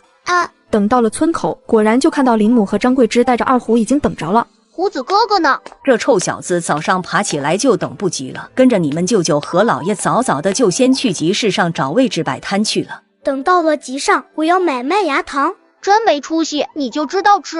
二哥，你要买啥？我吗？我要给娘跟小宝买头绳。咱家这成天最淘气的二娃，没想到还挺懂事的，啥事都想着他妈跟他妹妹。二娃，你咋不给姥姥买？姥姥，你是短头发，扎不起来。大娃、二胡，你们想买啥？我要买本子和铅笔，我想学写字。大娃，想学写字是好事，这本子跟笔妈妈给你买，你的钱留着买其他的。二胡你呢？我和我哥商量好了，我们把钱都放在一块，这样就能买好多弹珠了。到时候我们就是全学校弹珠最多的了。二虎兴奋极了，丝毫没注意身后他娘想抽他的表情。至于小宝，早就抱着那一兜子玉米饼饼睡着了。等走到镇上的时候，天已经大亮了，镇子中心街热闹极了。奶奶，能估我们在这里？瞅你猴急的呀，平时上学也不见这么积极。集上人多，你们几个可别光顾着关景和大人走散了。知道了，奶奶。孩子们还没来得及高兴呢，就看见他们奶奶姥姥掏出来一条长长的绳子。姥姥，你干啥？林母用绳子捆在了胡子、大娃、二娃、三娃的腰间，还特意打的是每年杀年猪的时候绑猪用的结，绝对结实。奶奶，为啥二虎和小宝不捆着？你弟弟脚疼走不了路，小宝你姑推着也不要紧，就你们几个臭小子淘气的紧，我不捆着丢了咋整？哦，我不嘛，太丢人了。小宝看着哥哥们的样子，突然小声跟妈妈笑了。妈妈，哥哥们笑蚂蚱。小宝，我听到你笑话我们了。小宝不笑话啦。奶奶，那里有卖烤土豆的。我瞅着你像土豆。大爷，这烤土豆咋卖？3分钱2个。那给我6个吧。妹子，这钱我来付。昨晚上大勇专门跟我说了，今天赶集叫我给孩子们买点好吃的。大勇这些日子给人打家具也挣钱了，几个烤土豆我给孩子们买。行，月儿你就别跟你嫂子抢了。这小胖妞长得真喜人，这个最大的给你。谢谢爷爷，这个给你。小宝不知道从哪里掏出来一颗小红果，递给那卖土豆的老人。好孩子，你自己吃吧。爷爷吃。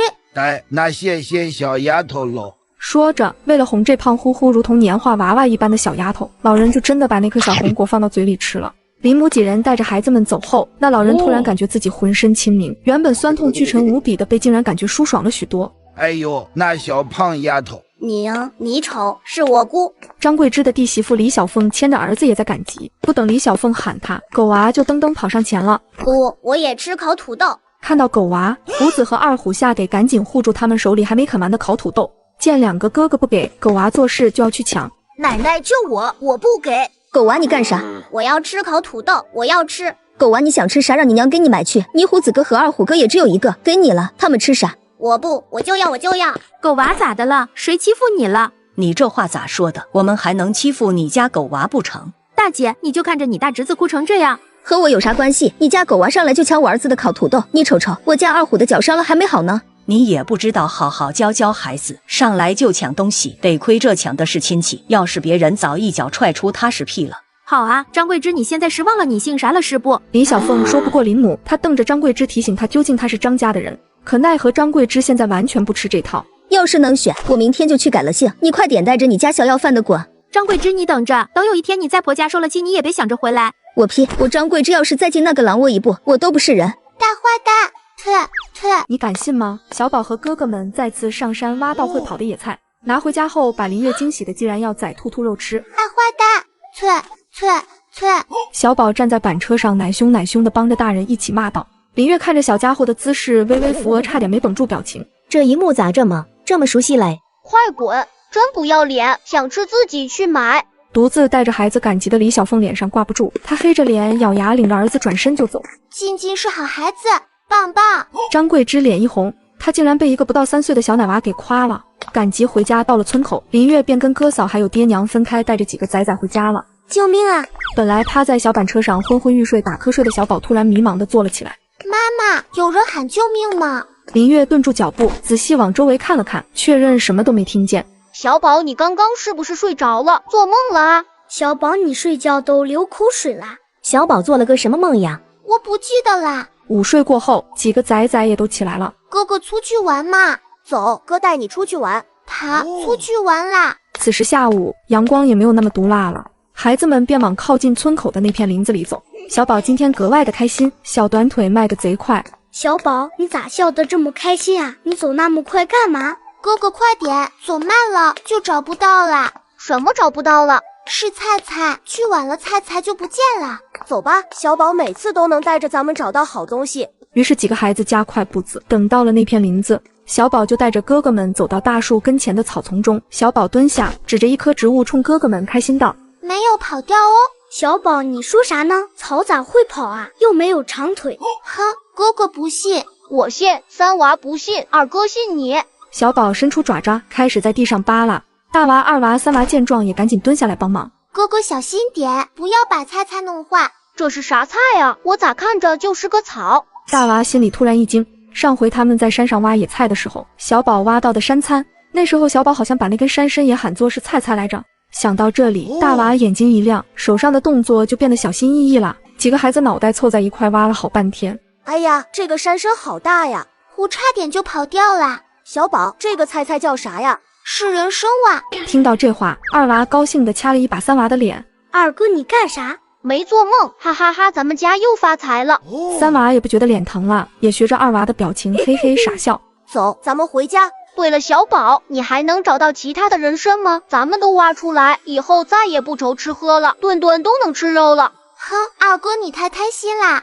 就是有这么大的一个人参，二娃你还不知足啊？孩子们噔噔噔跑回家的时候，林月正在做晚饭呢。又上哪淘气去了？妈，你扶着墙站稳点。妈妈，我和哥哥们挖，呜呜。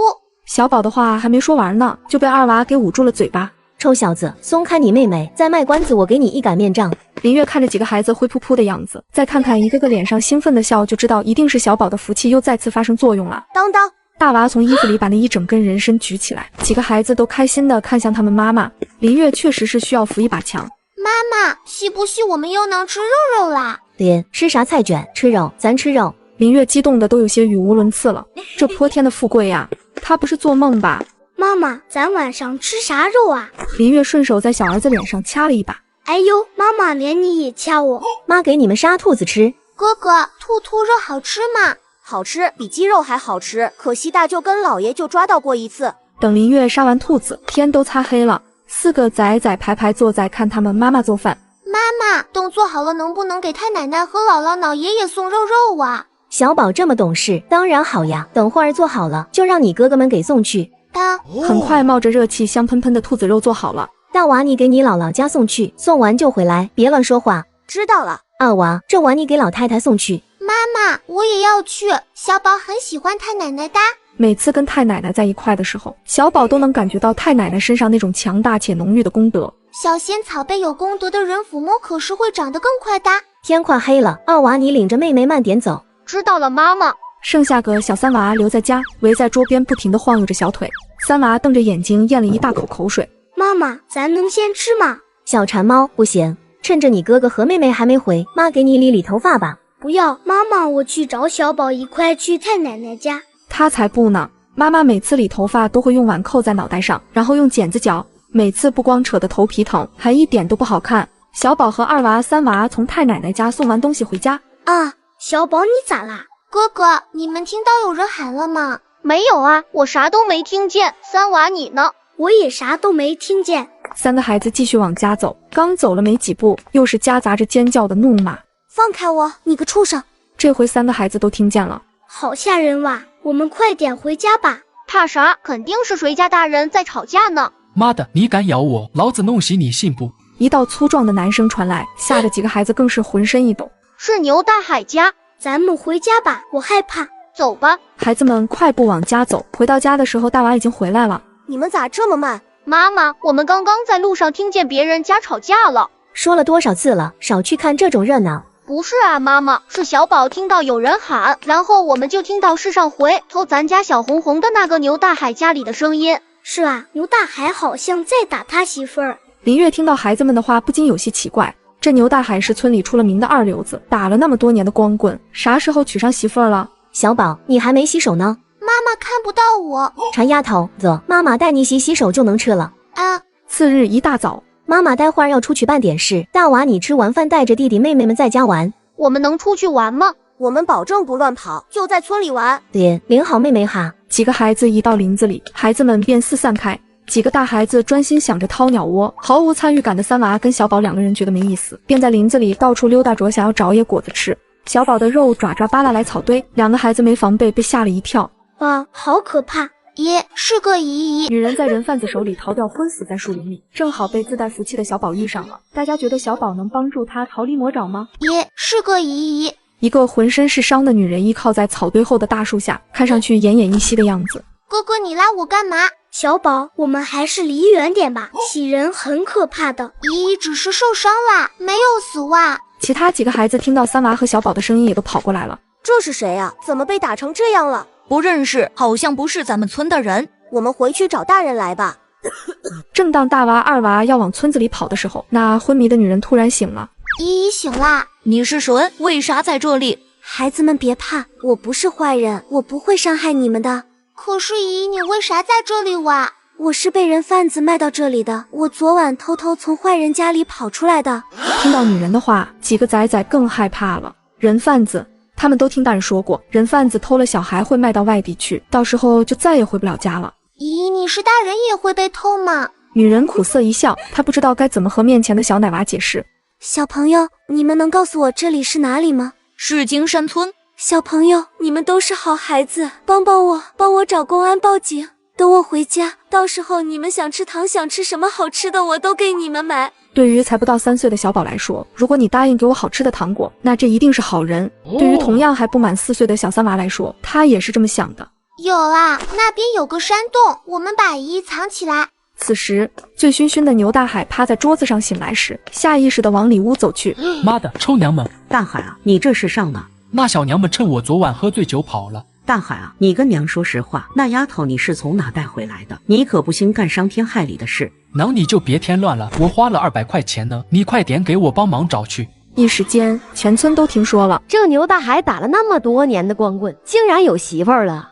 这刚娶回家的媳妇儿，咱们一点动静没听到就跑了，恐怕这里面也有啥猫腻吧。孩子们跑回村子里，迎头碰上牛大海。喂，臭小子们，见到一个脸生的女人没有？没有，你才是臭小子！你骂我们，我回家给我爹说。牛大海最怕的就是林大勇了，听到这话，也懒得跟几个小屁孩说话了。又是这个大坏蛋，哼，还欺负姨姨，吃狗屎！我们得告诉大人。张桂枝跟林母2个人在家呢，见孩子们焦急地跑回来，一副大喘气的样子。咋的了？跟有狼在后面撵了似的。奶奶，有吃的吗？给我们点吃的。不是才吃了饭没一会儿，你要吃的干啥？哎呀娘，你快点给我找吃的，我们是为了救人。是啊，有个阿姨受伤了，她是被偷来咱们村的，浑身是血，走路都走不动。叽叽喳喳的动静把林母跟张桂枝吵得头都疼了。疼，一个个的说。大娃你来说是咋回事？林母看着平日里最稳重的外孙子问道。是我们在村后头那片林子里玩，看到一个不认识的阿姨，她说她是被人贩子卖到咱们村的。姥姥，静静，我们去救姨姨。林母跟张桂枝2个人听了孩子们的话，互相都吓了一跳。啥人贩子，又是受伤又是救人的，林母心里直突突。牛大海，对，姥姥，我们回来的时候牛大海到处找人呢，肯定就是牛大海这个大坏蛋，就是人贩子。那会儿我出去是听着咱村的人都在说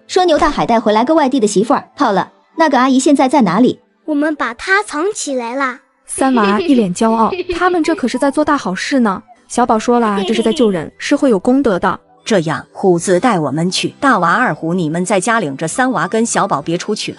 姥姥，我去。娘，要不带着小宝吧？张桂枝现在自从洗心革面后，每次看着小宝都觉得格外喜欢。一出门，果然满村子里闹得沸沸扬扬的，都在议论牛大海这件事。几个跟林母平日里关系不错的老姐妹看到林母来了，朝着林母招招手。林嫂子，你听说了没？那牛大海啊，不知道从哪里买回来个媳妇儿。昨晚上那小媳妇儿趁他睡着跑了，现在正满村子找人呢。林母跟张桂枝2人还没吭声，就听见另外一妇女说道：“昨镇上逢集，咱们村多半都去赶集了。我家屋前头的三蹦子娘没去，给我说亲眼看见那牛大海扛着个大麻袋，贼眉鼠眼的回家了，估摸着就是那小媳妇儿。真是造孽啊！要我说，得亏那女的跑了，这要真留下给牛大海当媳妇儿，这辈子就完了。不跟你们说了，我们去转转，找点野菜去。等小宝和胡子带着林母和张桂枝到了那个山洞的时候，赵真真已经又晕死过去了。我的老天爷，咋叫打成这样了？这牛大海真不是东西。林母带了水壶，让张桂枝把赵真真扶起来，给喂了点水。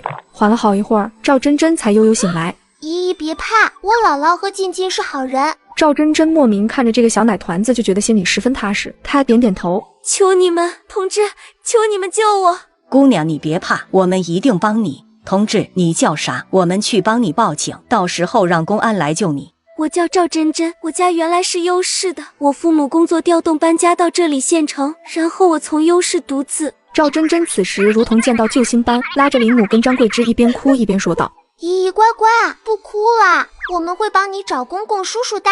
大娘，你家这小丫头真招人喜欢。我这小孙女啊，就是个小福娃。姑娘你放心，你遇到我外孙女，你也能蹭蹭福气，一定能平安回家的。姨姨给你蹭。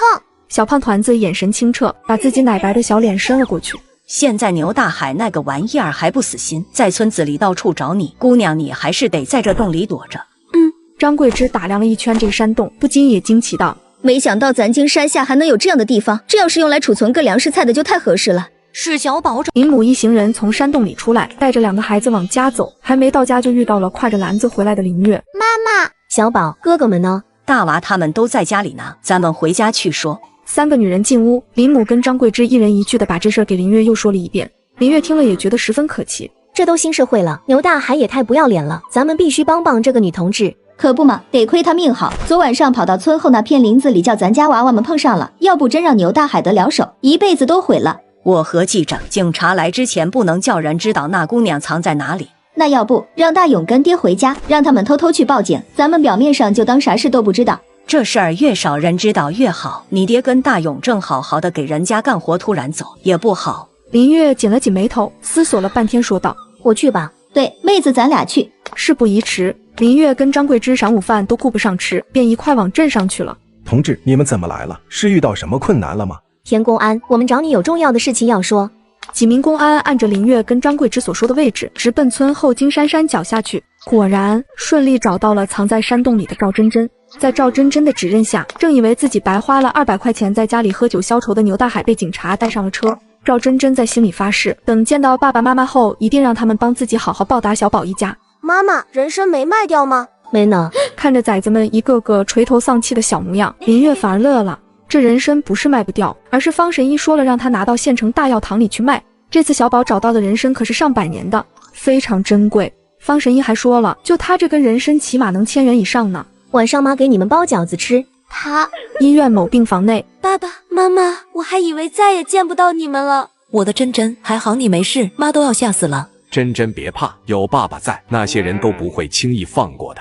爸爸，还有件事，我是遇到几个孩子，是这几个孩子跟他们的家人救了我，我想好好报答他们。好，真真你先休息，等你好了，爸妈陪你亲自去上门感谢。你是爸爸妈妈唯一的孩子，他们等于是救了咱们整个家。病房内，赵真真一家3口正温情着，一个青年走了进来了。伯父伯母，真真怎么样了？我听到消息就立刻赶来了。小张来了。我父母得知真真出事也很着急，我妈炖了鸡汤，本来想亲自送来的，我想着这时候真真应该好好休息，便被让我父母过来。真真啊，这是张平，小时候你们一起在家属院玩过呢，是你张叔叔家的孩子。小张啊，回去也帮我们谢谢你爸妈。没关系的伯父，这几日你们也没怎么休息，现在真真找到了，我在医院陪着，你们也好回去休息。没关系的，医生说真真很快就能出院了。对了，小张，我记得你爸跟我说过，你曾经下乡插队，是在哪个村子？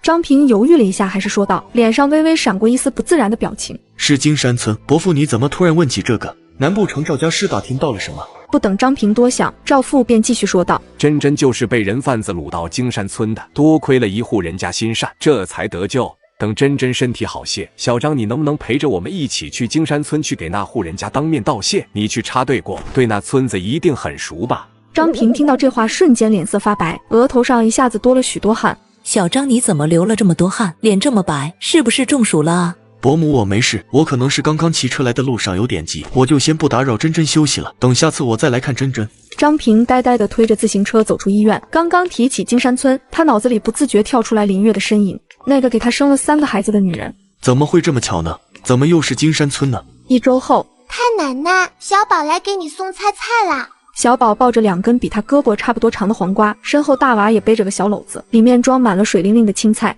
咋又给我送菜了？小宝啊，大娃，你们拿回家，给你们妈妈说太奶奶不要。太奶奶你就吃吧，我们家不缺菜吃，我家菜园里的菜长得可好了。是哇。哎，也不知道什么时候能下一场大雨。小宝跟大娃从太奶奶家出来，还没到家呢，远远的就看到他们家门口停了一辆黑色的小汽车。林月家的小院子此时显得格外拥挤。小宝呀，是姨姨。赵珍珍一家3口是专程来道谢的，大队长跟村长也把林母跟张桂枝给喊来了。此时林月家的小院子站满了人，地上还放了许多的礼品。妈妈，这就是我给你说的小丫头，你瞧是不是很可爱？真好看，这小丫头随妈妈长得真漂亮。同志，我们都听珍珍说了，多亏了你们一家人的帮助，不然我家珍珍现在可能还没被找到呢。